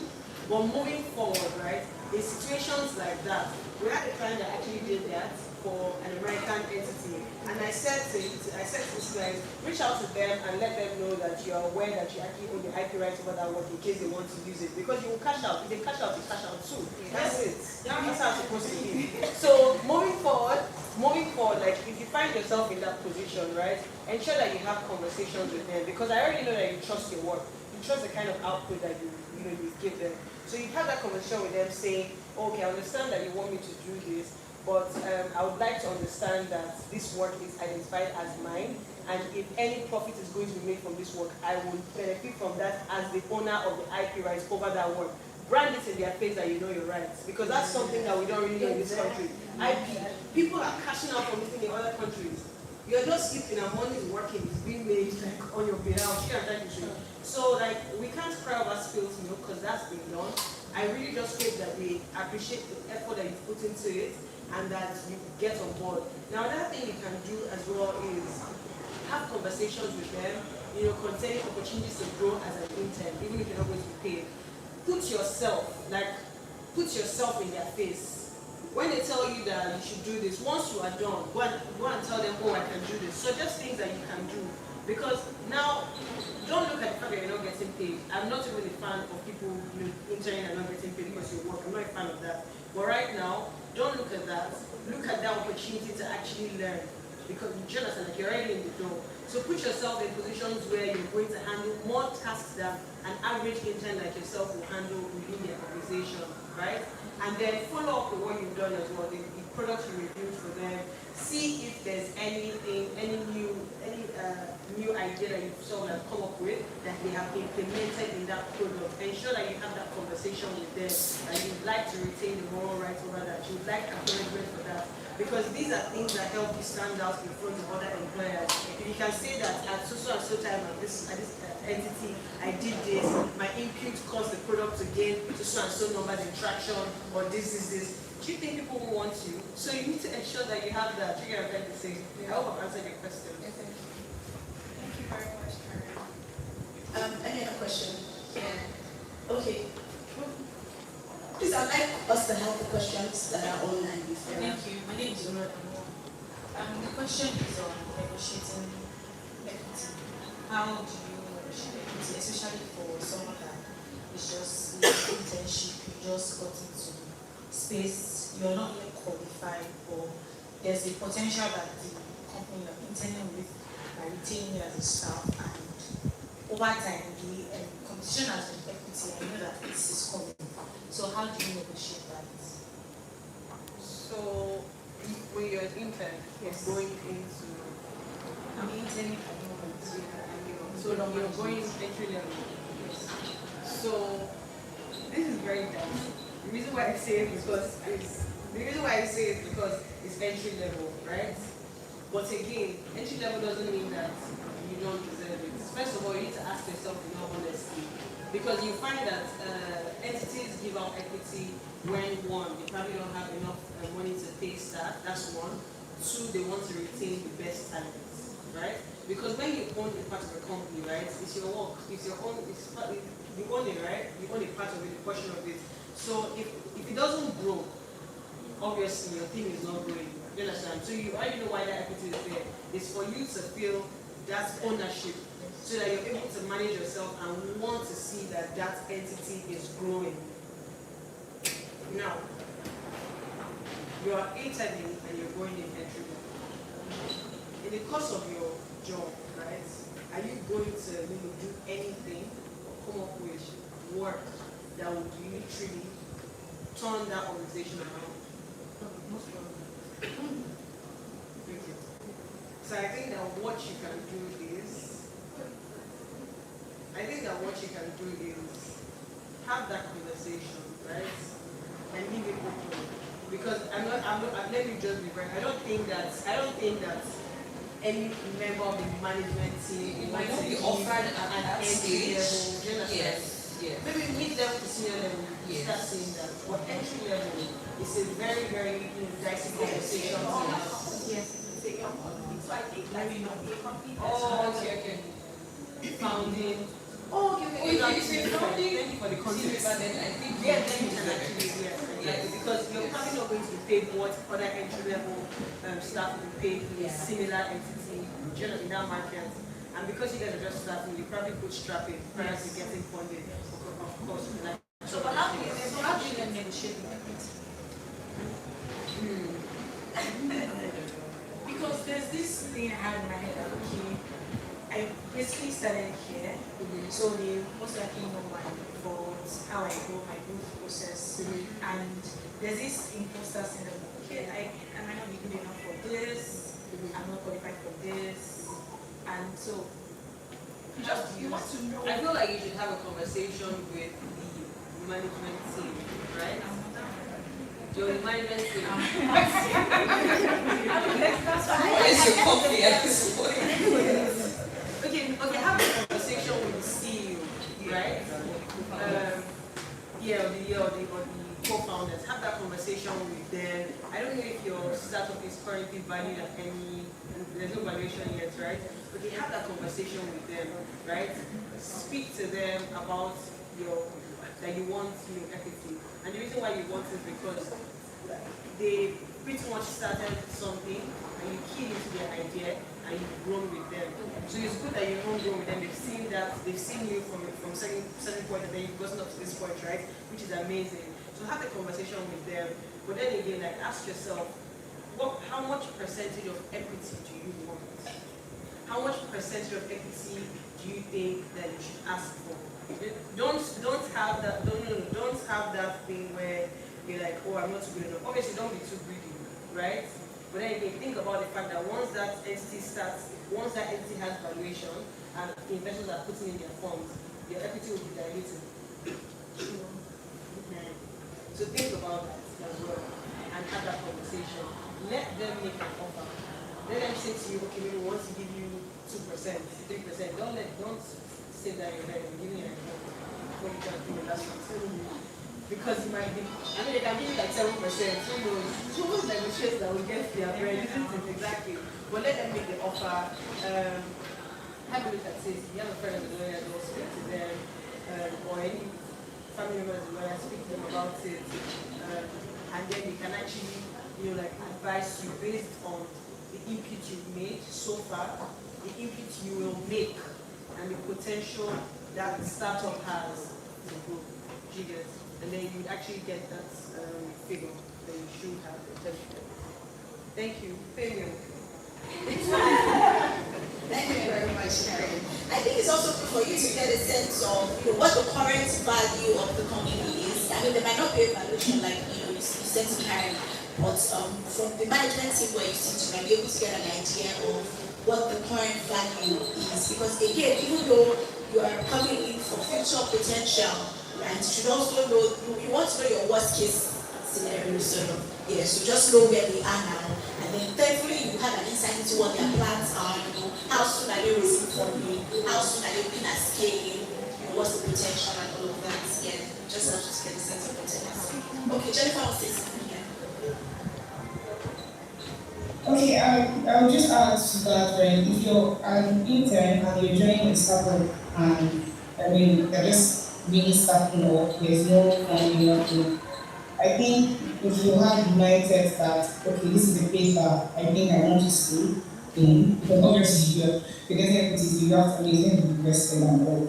If you know that this is something you want to do, then you need to put in your efforts, put in your strengths to this thing, to a plan, to a point where, okay, I'm not saying you should do this for a very long time. So make sure you've done something worthwhile in the company, and then you can then have a conversation that's okay. I'd like to have a conversation about this, and I think this is the place that I came to this vision, blah blah blah, all that stuff, and you would like to negotiate, or if that is something that they are willing to offer, you would like to negotiate having an equity in the business. Because you cannot say you don't negotiate equity in the business today and 2 months' time you're already applying for the laptop, you don't take it seriously. You need to really think that it's something that you want to do first, and this is something that you want to stay in and build with them before you talk about negotiating equity. Yeah, I hope that's helpful, Daniela. Okay, great. Thank you very much, Jennifer. Okay. Hi, good afternoon. My name is Tony. So, talking about internship now, maybe you're in one organization where, okay, maybe you're supposed to intern as a marketer, right? So you give them this mind-blowing idea, oh, let's go to this place. We can do this, we can do that. And it worked like magic. So when they saw the potential in you, maybe the co-founders now, they saw the potential in you to give strategies about so many things and it would work. So they now move you from where you're supposed to be interning to another department, entirely different from what you're supposed to be doing or what you came to learn. Like, is it okay to just continue and flow with them, or just say to them that, okay, that's not my place, this is where I want to grow? Basically, I don't know if it's okay to do that.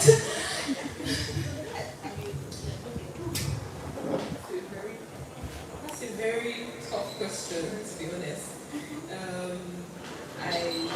I don't think I've experienced anything similar. But I think you need to look at why they moved you? Was it because they saw something in you that you were probably not seeing in yourself? And they feel like even though you think that you're good at this and that's what you want to learn, you might actually like be better off in that new department that they moved you to.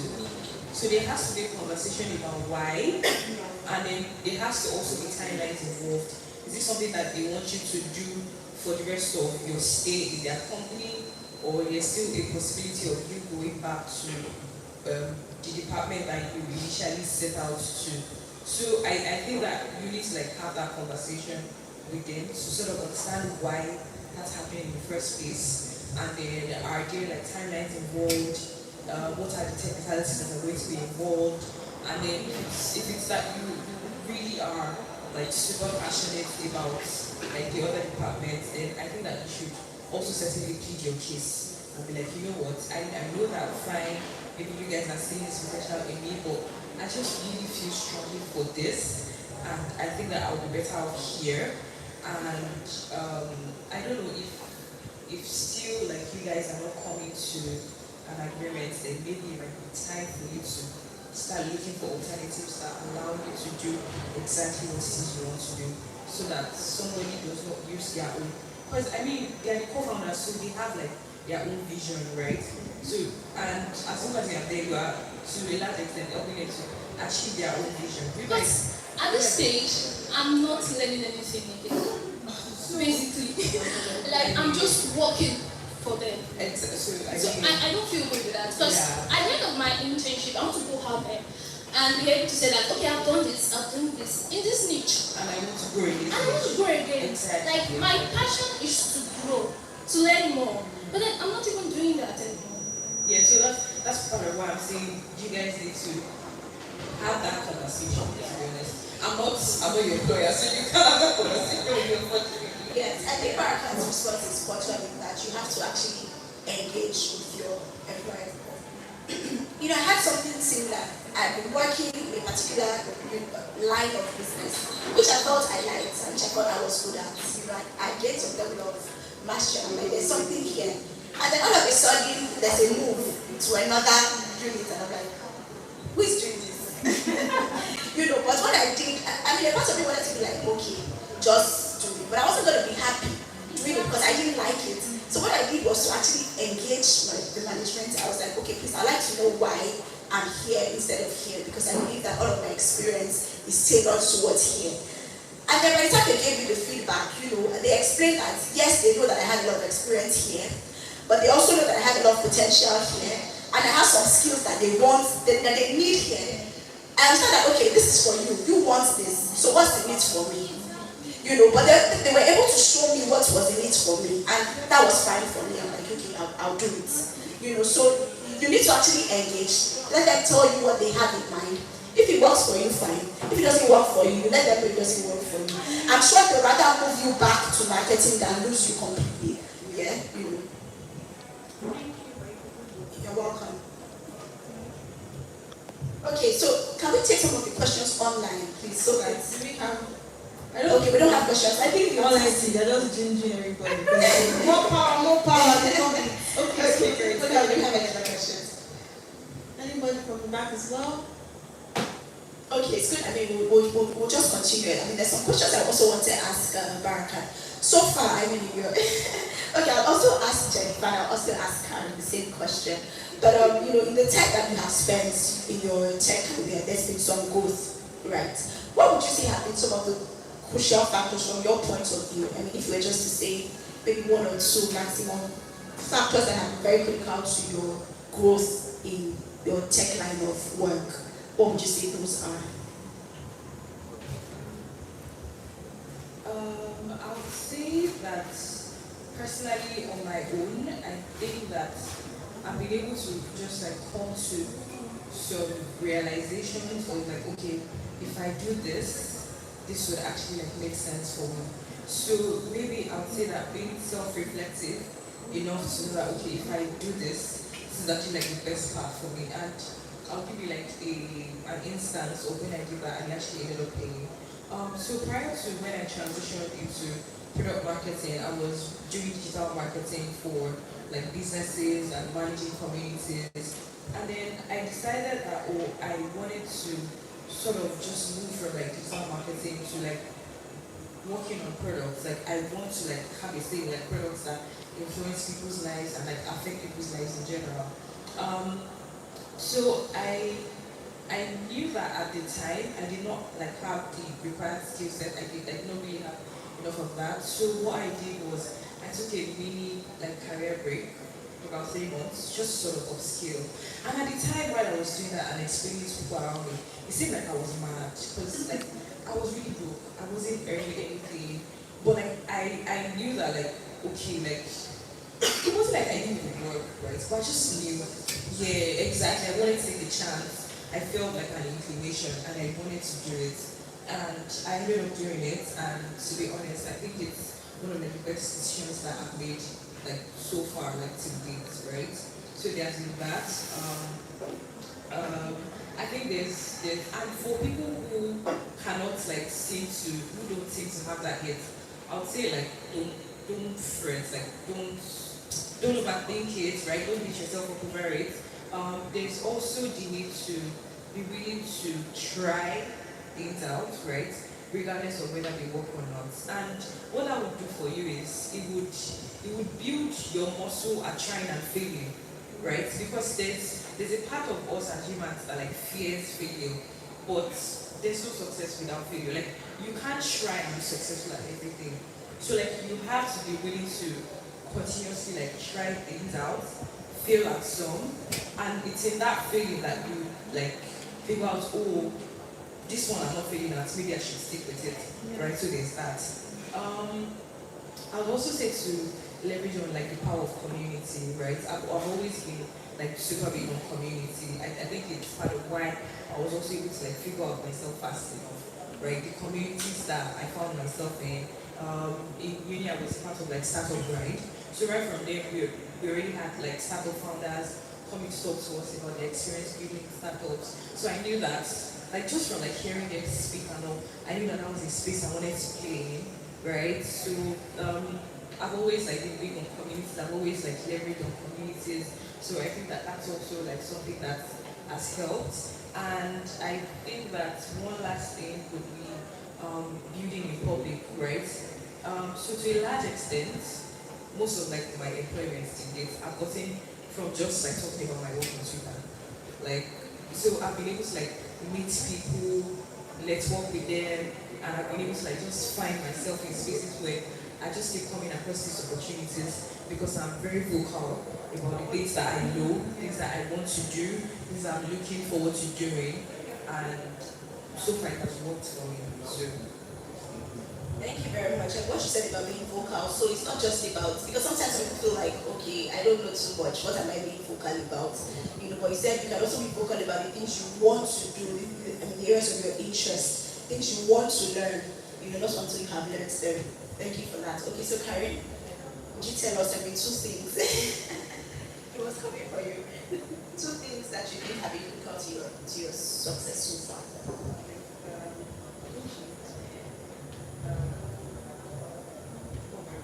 Okay, let me start with, like Barakat said, community, right? So it doesn't have to be, I mean, well, thankfully there's second deals, right? But like community can just be your group of friends, right? Those people that, you know, speak about you, speak for you, even when you're not there. They'll probably also see what you don't see, because there is imposter syndrome. And I find that most women actually have that. And it actually takes that your coconut-head friend to actually tell you, you should actually go for this, you know, yes, do this, do that, you get. So there's that. And personally, I think it's also just that, I don't know, that inward desire to just know that, you know, when you want something, right? And sometimes your wants come from the most insane places. It could just be like an experience that you face, and then you say to yourself, I'm not going to want this, like, I'm not going to let this happen again. Do you get? And from that point, a new person has been born within you, and you just keep driving. So for me, yeah, it's that desire, the determination to just be like the best version of myself, you know, like every day. And and community. And of course, like, there's also privilege as well, which a lot of us have. I feel like everyone has one privilege or the other. But when people speak about privilege, people just only think it's all about money. And that's very wrong, right? Because the person that's probably become, a public speaker, right, has that privilege of being able to stand in front of people and speak. So when you have something going good for you, that's your privilege. And if you start to look at those things as privileges, it sort of like gives you that confidence that you need to just go after something and help. So yeah, those are the things. Thank you, Karen. Okay, so you said self-reflection, and then you said community, and then there was a third one, building in public, so putting yourself out there. Okay, and then Karen also mentioned community, which can actually be a group of friends, your cheerleaders, and then you also said just having that want and strong desire to achieve something, to be successful. Yes. We're going to take Jennifer's report. We're wrapping up already. After we take Jennifer, I'm just going to ask one last question from our panelists, and that will be the end of this panel session. We want to spend some time getting to meet one another before we go. If you have any other questions, there will be opportunity to talk to either Barakat or Karen, and then you might be able to get to ask that question as well. Yes, so Jennifer, please share with us two critical factors, two things that you think have been critical to your success so far in your tech career. So first thing is people, community. But I said people because there are people that I can particularly say these people have been very, strategic in my career growth. I ask questions a lot. I reach out more. I like to ask more questions. I don't like being comfortable not knowing. I know that you can't know everything, but I know that's it's something that also fuels my anxiety. So I don't like being anxious, and the best way not be anxious is to satisfy my curiosity, basically. So I leverage a lot. I use this on my phone, but I leverage my human resources around me a lot. I ask questions. The second thing is passion. I've been very passionate about this thing, just doing stuff. Growing up, my dad and I used to always fight about me always being on the computer, me the person is always talking about person laptop, and talking about how I should also keep studying, that's big on books and big on even wanted to be like a medical person or something, but I have always just been very passionate about anything I want to do. Once I put my mind to it, that's it's all the way up from there, basically. So I would say there's people and community, there is the passion to do what you want to do and putting the time, resources, and everything into it. It will go, and for those kind of shots that I am scared to make, for some reason, those are the shots that always make it through. So, yeah, putting myself out there, shooting my shots, and, putting everything into everything that I've been doing, basically. So, yeah, that's it. Okay, thank you very much, Jennifer. So, people engage, so that's a common thing, in everybody's story, people, because we can't do life in isolation, and then sometimes when people say self-made, you want to ask yourself that, are you really sure it was all you? Because at one point or the other, somebody would have actually had to play a role in that success story. Okay, so we have a question online. Let's take that. Yes, we do, but I think it's something that they probably addressed already. So Jessica is asking that as an intern who wants to gain experience, is it reasonable, that's what she used, to work on free now? Is it reasonable to? I think we've said that in the past, Yeah. but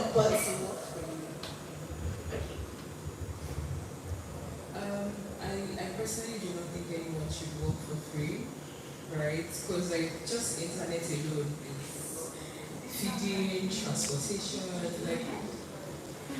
if the opportunity is worth it, by your own like analysis, right? If it's something you are willing to temporarily forgo, then I'll say to do it. But if it's not, my dear, there are other opportunities out there. You'll find better. Okay, thank you very much. Karen, do you share the same sentiment? Jessica wants to say something. Okay, great.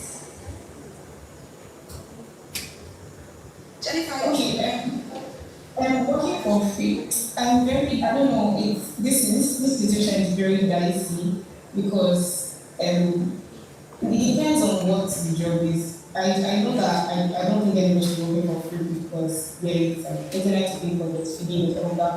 But there are people that have all these things at their disposal, like they have free internet where they are, they have food, they have like everything. They are just looking for a place to grow. They're looking for something to add to their resume, they're looking for actual experience in a real team.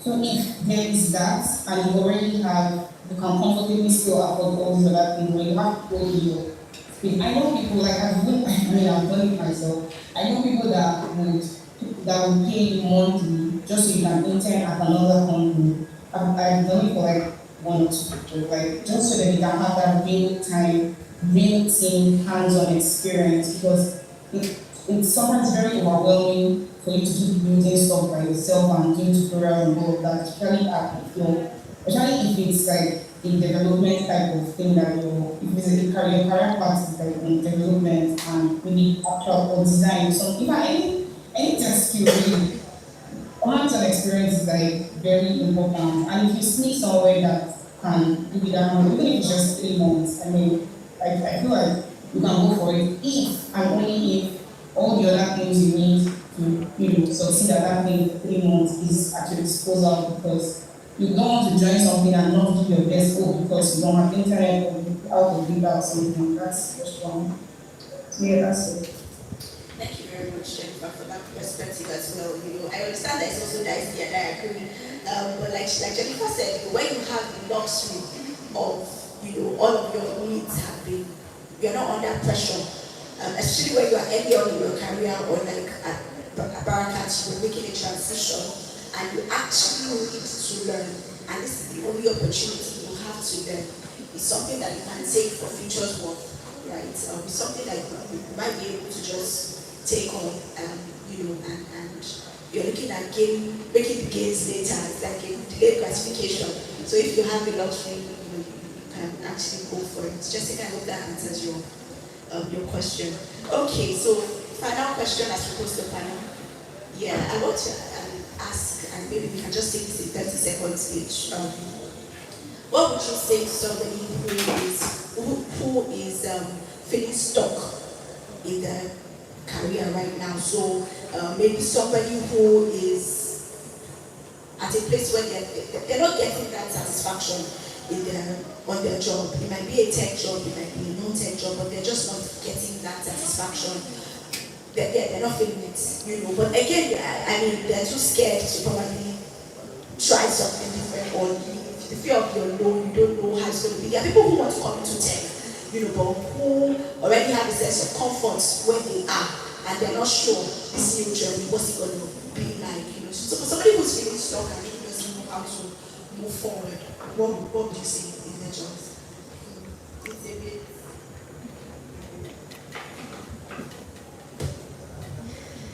If you feel stuck, call a friend. Okay. On the right hand of the list. But if you feel stuck, yes, talk to someone, right?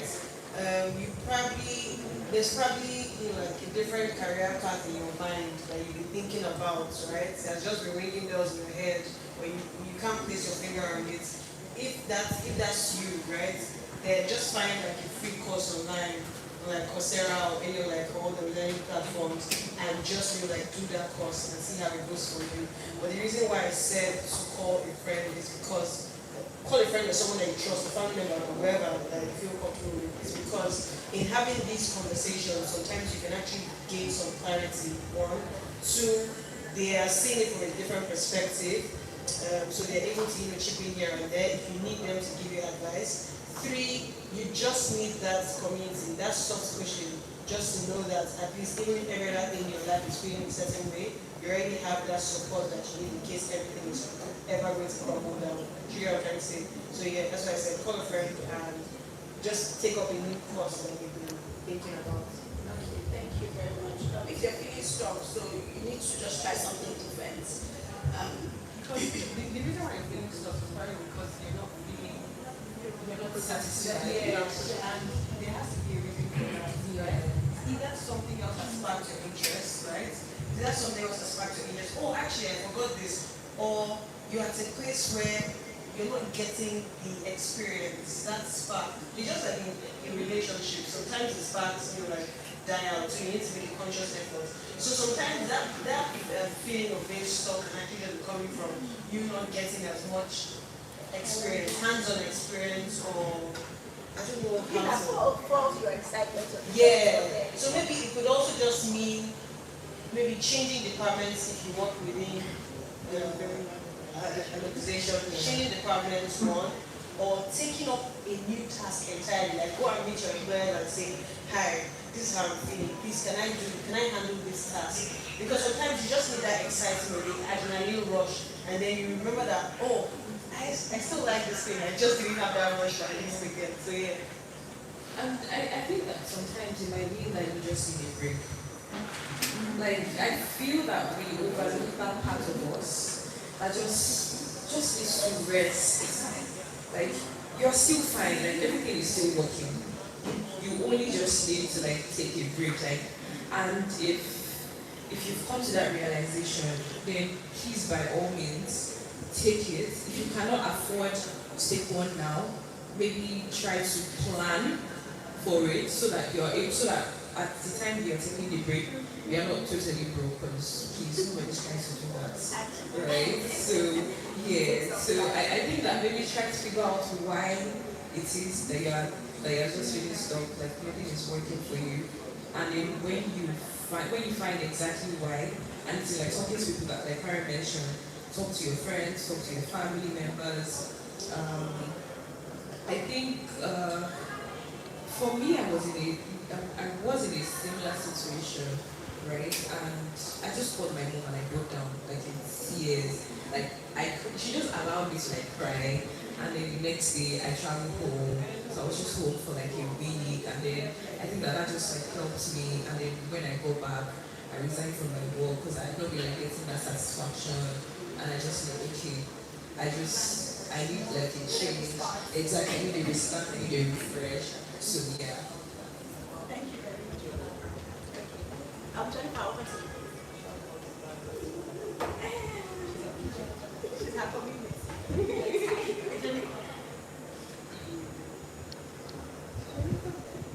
Jennifer, if you're there, yeah. Yes, you can. Okay. For people stuff, I don't know. I think that in everybody's career, like there's always a point where you just feel like you're stuck and or there's a lot happening around you, there's just so much noise and you are beginning to feel overwhelmed and you're just in this loop where it's like nothing is happening, you're in the same place for. I always tell people, I'll still say you like don't carry away by the noise. Like there's actually a lot of noise out there. You need to at that point sit with yourself and define what you want to really do and where you're going. Because you've got to that point and you like probably max out all you want to do at that stage, and most times that feeling is a feeling of leveling up and it's time to like move on to something else. So you need to sort of really like refine what you really want to do, really sit with yourself and know where you're going. And if you feel lost, you need to reach out in caps. I can't overemphasize this, like ask the right questions. You cannot do it alone. Nobody can do it alone. There's no freaking can just do it alone.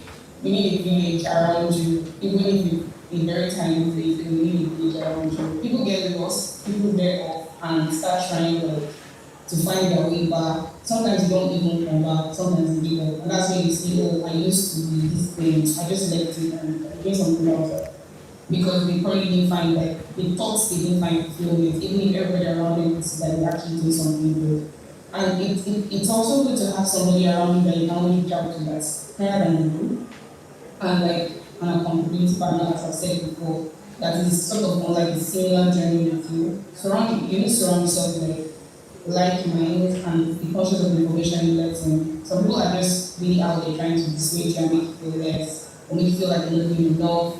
We all need to let go of imposter syndrome sometimes and seek or provide solutions and find solutions rather for things that bother us. Just not allow yourself to be pushed to the back. If you feel yourself being pushed to the back, then my sister, get out of there.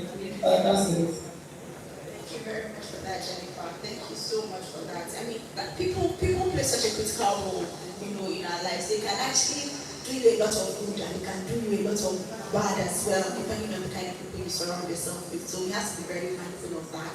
Okay, so I want you to please give a warm round of applause to Dana, Karen, and Jennifer for their time. I think this is so much fun for us. So I will be handing over to Jumoke, and Jumoke will be taking us on what's next for us. Please don't be in a hurry to leave though. Jumoke still has some gifts for us. Yeah, thank you guys. Awesome. Thank you guys so much for your time. Thank you. Learned so much. And then you reinforced a lot of things for me as well personally. So I'll say thank you. Okay guys, I hope you're enjoying yourself so far, having a very nice time. I know that I will put some gifts here, so we're going to get to it. But before we do, again, we're done. This is, you've come, you've eaten the meat. It's just chilling. So I want to talk about the people who are sponsoring this event today. So I'll just speak a bit about our sponsors, partners. And to do that, I'm going to call on a member of the Tech News community, Esther. So she's going to speak about Treford and consonants, right? I hope our parents are not in a rush to leave because we got something for you too. Anyway, so we're going to speak about our sponsors real quick, and then we'll move on to the networking, just show talk portion of this thing. Again, we have a lot of goodies that we're giving out as well, so when the next time you see me, I won't be empty-handed. Alright, thank you guys. So I am going to leave the floor. Please welcome Esther to talk about our sponsors. Hello everyone, thank you for joining us today. My name is Esther Oshati and I work as a content marketer at Treford. So what do we do at Treford? Treford is an edtech company helping people who want to transition into no-code careers like product management, product design, product marketing. So if you're looking to transition and then you want to pick up skills, you want to learn, where to start and how to grow from there, Treford is the right place for you. And then, trust me, it's a very, very good course because it is not just theory. You learn from people from companies like Microsoft, like people that work for Cloudwise, who are very experienced when it comes to anything product. So if product design is your interest, then talk to us about it and we'll enlighten you and then take our courses, you'll be able to build your portfolio and the rest of them. And if you're also already a product manager and you're looking to upskill yourself to the level of being able to create strategy around the products that you have in your care, we also have courses on that taken by product leaders in the industry across Africa. So you're welcome to Treford. You can check us at Treford Group on Instagram, Twitter, LinkedIn, and our website is treford.org, treford.org, so you can check us there. Then also shout out to Consonance for also partnering with us on this. Consonance is a community for developers, for designers, entrepreneurs, or people who are building real stuff, out there in tech. So if you're looking for a community to join, where you can vibe with fellow developers like you, or designers like you, or people who are like tech enthusiasts generally, that's a community. You can check them on Twitter, consonance.club. That's their handle, and you can join. They send very interesting newsletters, weekly. They are very, very cool newsletters. So you can check them out and see what they do. You really love it. So, and then just to go back to Treford, so we're offering 50% discount, to any of our boot camp for people who actually attended this program. So if you've been wanting to take a course, get certified and then prepare yourself, for courses, for your career in either design, like I said, marketing or product management. Yes, so you can just reach out to me. You can talk to me, reach out to us at Treford, and you can tell us your name and everything about you that you are at this event, and then we'll be able to give out the discount. So thank you very much for joining us. Awesome, thank you guys. Round of applause for Esther. So coming up now, the people who own this space would like to come and talk about their space. So right about now, the Cafe One team, they just want to tell you a bit about Cafe One, what you can do here. As you can see, it's a co-working space, right? I'm already doing the talking. Okay, please, I will invite the member of the Cafe One team to come and speak about Cafe One. Just to give you more knowledge of what you can do here right now, what their offerings are, very quickly. Thank you. Hi everyone. How you guys doing today? I hope you enjoyed yourself so far. My name is Rania Tamino. I'm the business operations person for Cafe One. Cafe One is a co-working space and also a cafe, as the name implies, and we do banking services. It's owned by Sterling Bank, and our major aim is to solve banking solutions through our IT, and our slogan is innovation meets community. So in a way we're the cool people like the tech bros too. Also like the tech sis too. And aside that, we are a lot more than what I've just mentioned. So in order for our innovation to meet community, how we're going to achieve this? We have different pods that we refer to as community. We have the health and fitness, we have the tech community.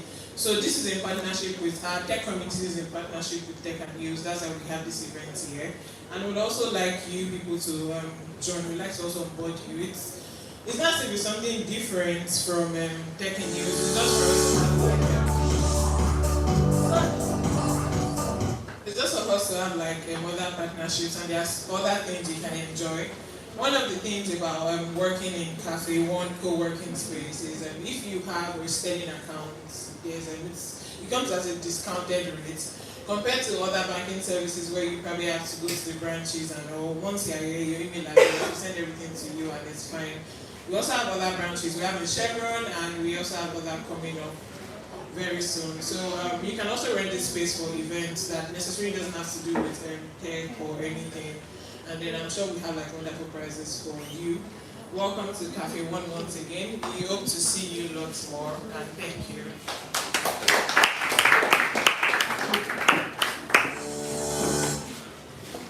Thank you so much, Ryan, for that. Following up on the Cafe One conversation, Cafe One has something else to discuss with us really quick. They have a product they have a product team that wants to present something really quick because they have some goodies. I've said goodies so many times. We're like, where is it? Anyway, okay, so she's going to come up quickly and introduce what the product is, and then we're going to watch a very short video. So please give a round of applause for Palumi. She doesn't remember the Cafe One team, right? But she'll let you know where she's. Hello everyone. So my name is Palumi, and I'm the community manager here. So we actually have this product called Fusion by Cafe One.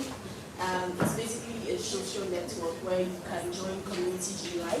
So we have our tech community, small business community, food and drink community, some sense community like that inside the general community. So you get to meet with like-minded people. You're looking to grow your tech career, just like you're looking to meet other web developers or whatever aspect of tech you're in. You're looking to connect with people like that, or looking to learn from people like that, looking for thought leaders, or you're a thought leader yourself and you like to grow your own community on Fusion. There is that opportunity. So I'll just let this video play so you see all the part of the features we have. Basically see a snippet of what Fusion is like, and then we would really like you to join our weeklies because we're still reading weeklies right now. So we'd like you to join the weeklies just for you to see the video, get a few tips about it. Then the goodie part will come in. Please play the video.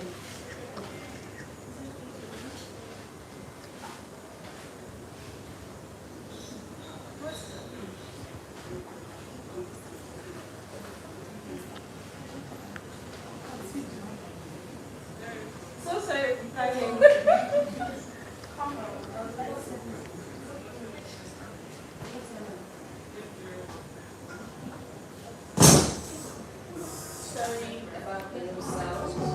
Okay.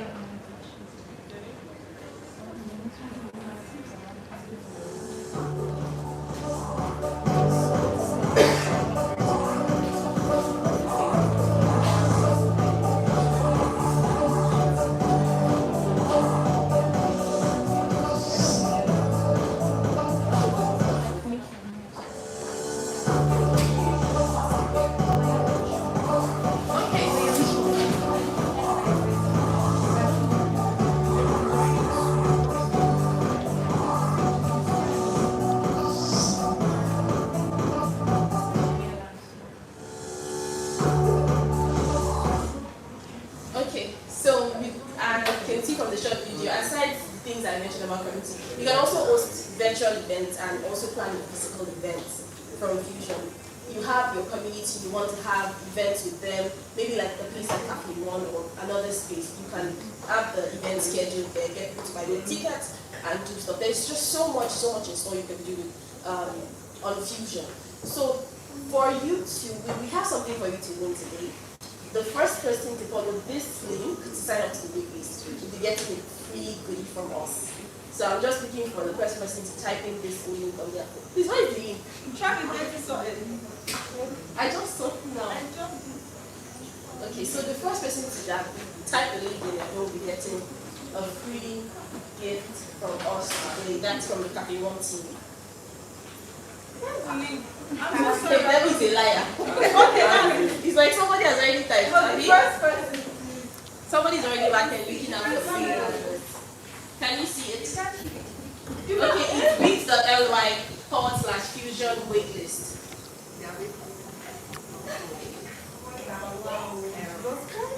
Have you seen the manager back there?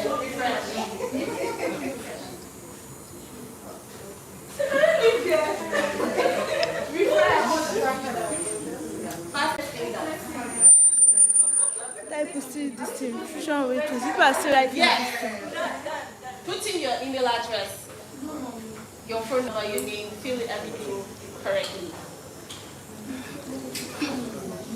Congratulations. Okay. Jumoke, yes, please check back end. Somebody just. What's your email address? Marianne. I've seen Francisca, I've seen Ibrahim. Have you seen it? I have seen Francisca, Ibrahim, and what? Is that it? What you do? I've done now. I've only seen it before, I'm so sorry. Your network is very slow. That's right. Okay, so the first person here, and it's there's also time. Time stamp. Okay, let's do time stamp. Let's do time stamp.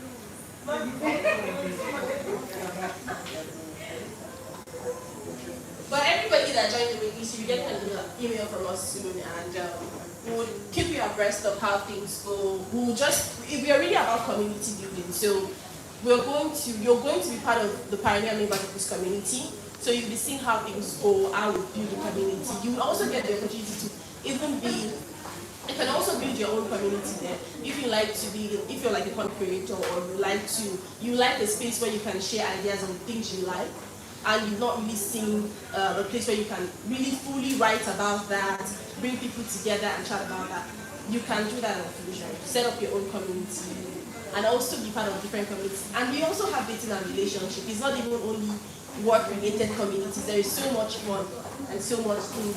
So who is getting the tote bag? Sorry, what's your name, please? Chi. So you'll be getting the tote bag from Cafe One. First, every other person you will still be getting something, but we just really need to do this to make it fun. Yes.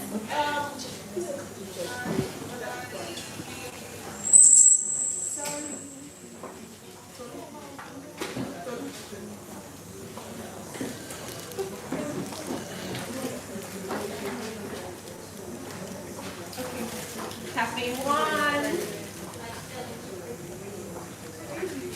Thank you, Chichi. Thank you, everyone, for coming. This was the session.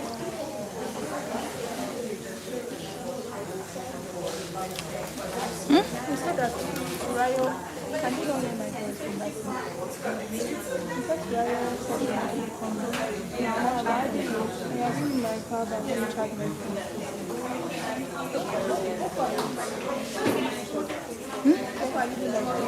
What's time?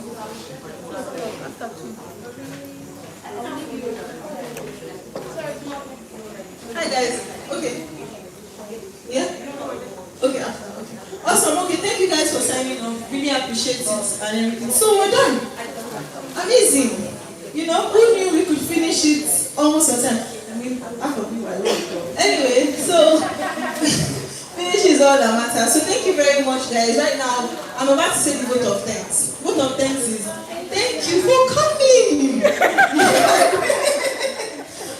So if you don't follow us on our social media, please follow Tech in News, please follow Buddy B, please follow Karen. Find out that, oh my god, these people have such great Twitter content. You follow them, you will laugh, and then also intellectual content as well. So Twitter, Instagram, there are people. Also follow Cafe One on Twitter, follow Cafe One on Instagram, Fusion on Twitter, Fusion on Instagram. All there to help each other, right? So if you have questions for anything, anybody, please ask, please reach out.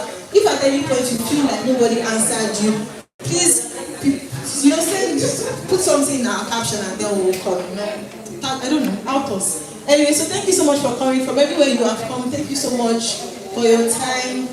So right now, right, if you want to have, there's like you can, meet with people. So we have Karen who is here, we have Barakat who is here. We're supposed to have a small breakout session, so a small group of people can cluster with each individual person, right? So Barakat, I'll bring her over here with some chairs. I think Karen, we'll bring Karen over here. Sorry. Okay, so Karen will be at the back, right? So if you have questions, I think Barakat also wants to stay at the back. You can just go towards anybody and ask them questions, right? The space is just for a few more minutes. So the space is just for a few more minutes. And if you have any questions for Cafe One, you can approach anybody with a Cafe One shirt. If you have any question for Fusion, also Cafe One people will answer your questions. Thank you so much. Officially we're done, but this is like networking stage here. If you want more a drink, let them know at the back. Please, it should be all those either Coke or Schweppes, nothing more. And if you would like a pastry, I think we have some at the back. So yeah, thank you so much for coming. Introduce yourself, shout out who you are, what you do, make yourself known, let people follow you, let people know if you sell something, if you're a product manager, if you're an entrepreneur. This is how your markets will grow. Thank you guys. Much love, gorgeous people. And online community, we see you, right? So I think we are going to have a broadcast session online as well. So please, there's a community manager online that's going to be talking to you. Please have fun as well. Over and out. Right? Sorry. You guys look so cute. Yes, Mama. How do we? Oh, so this is just like. Yeah, they've gone. Toke. Sorry. Toke.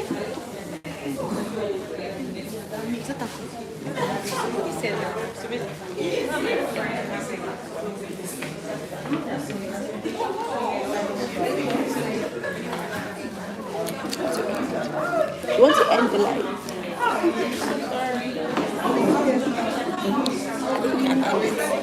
I think you can end it. Like I can just close it. Will you ask me to say? Okay, then close it. You tell you to say.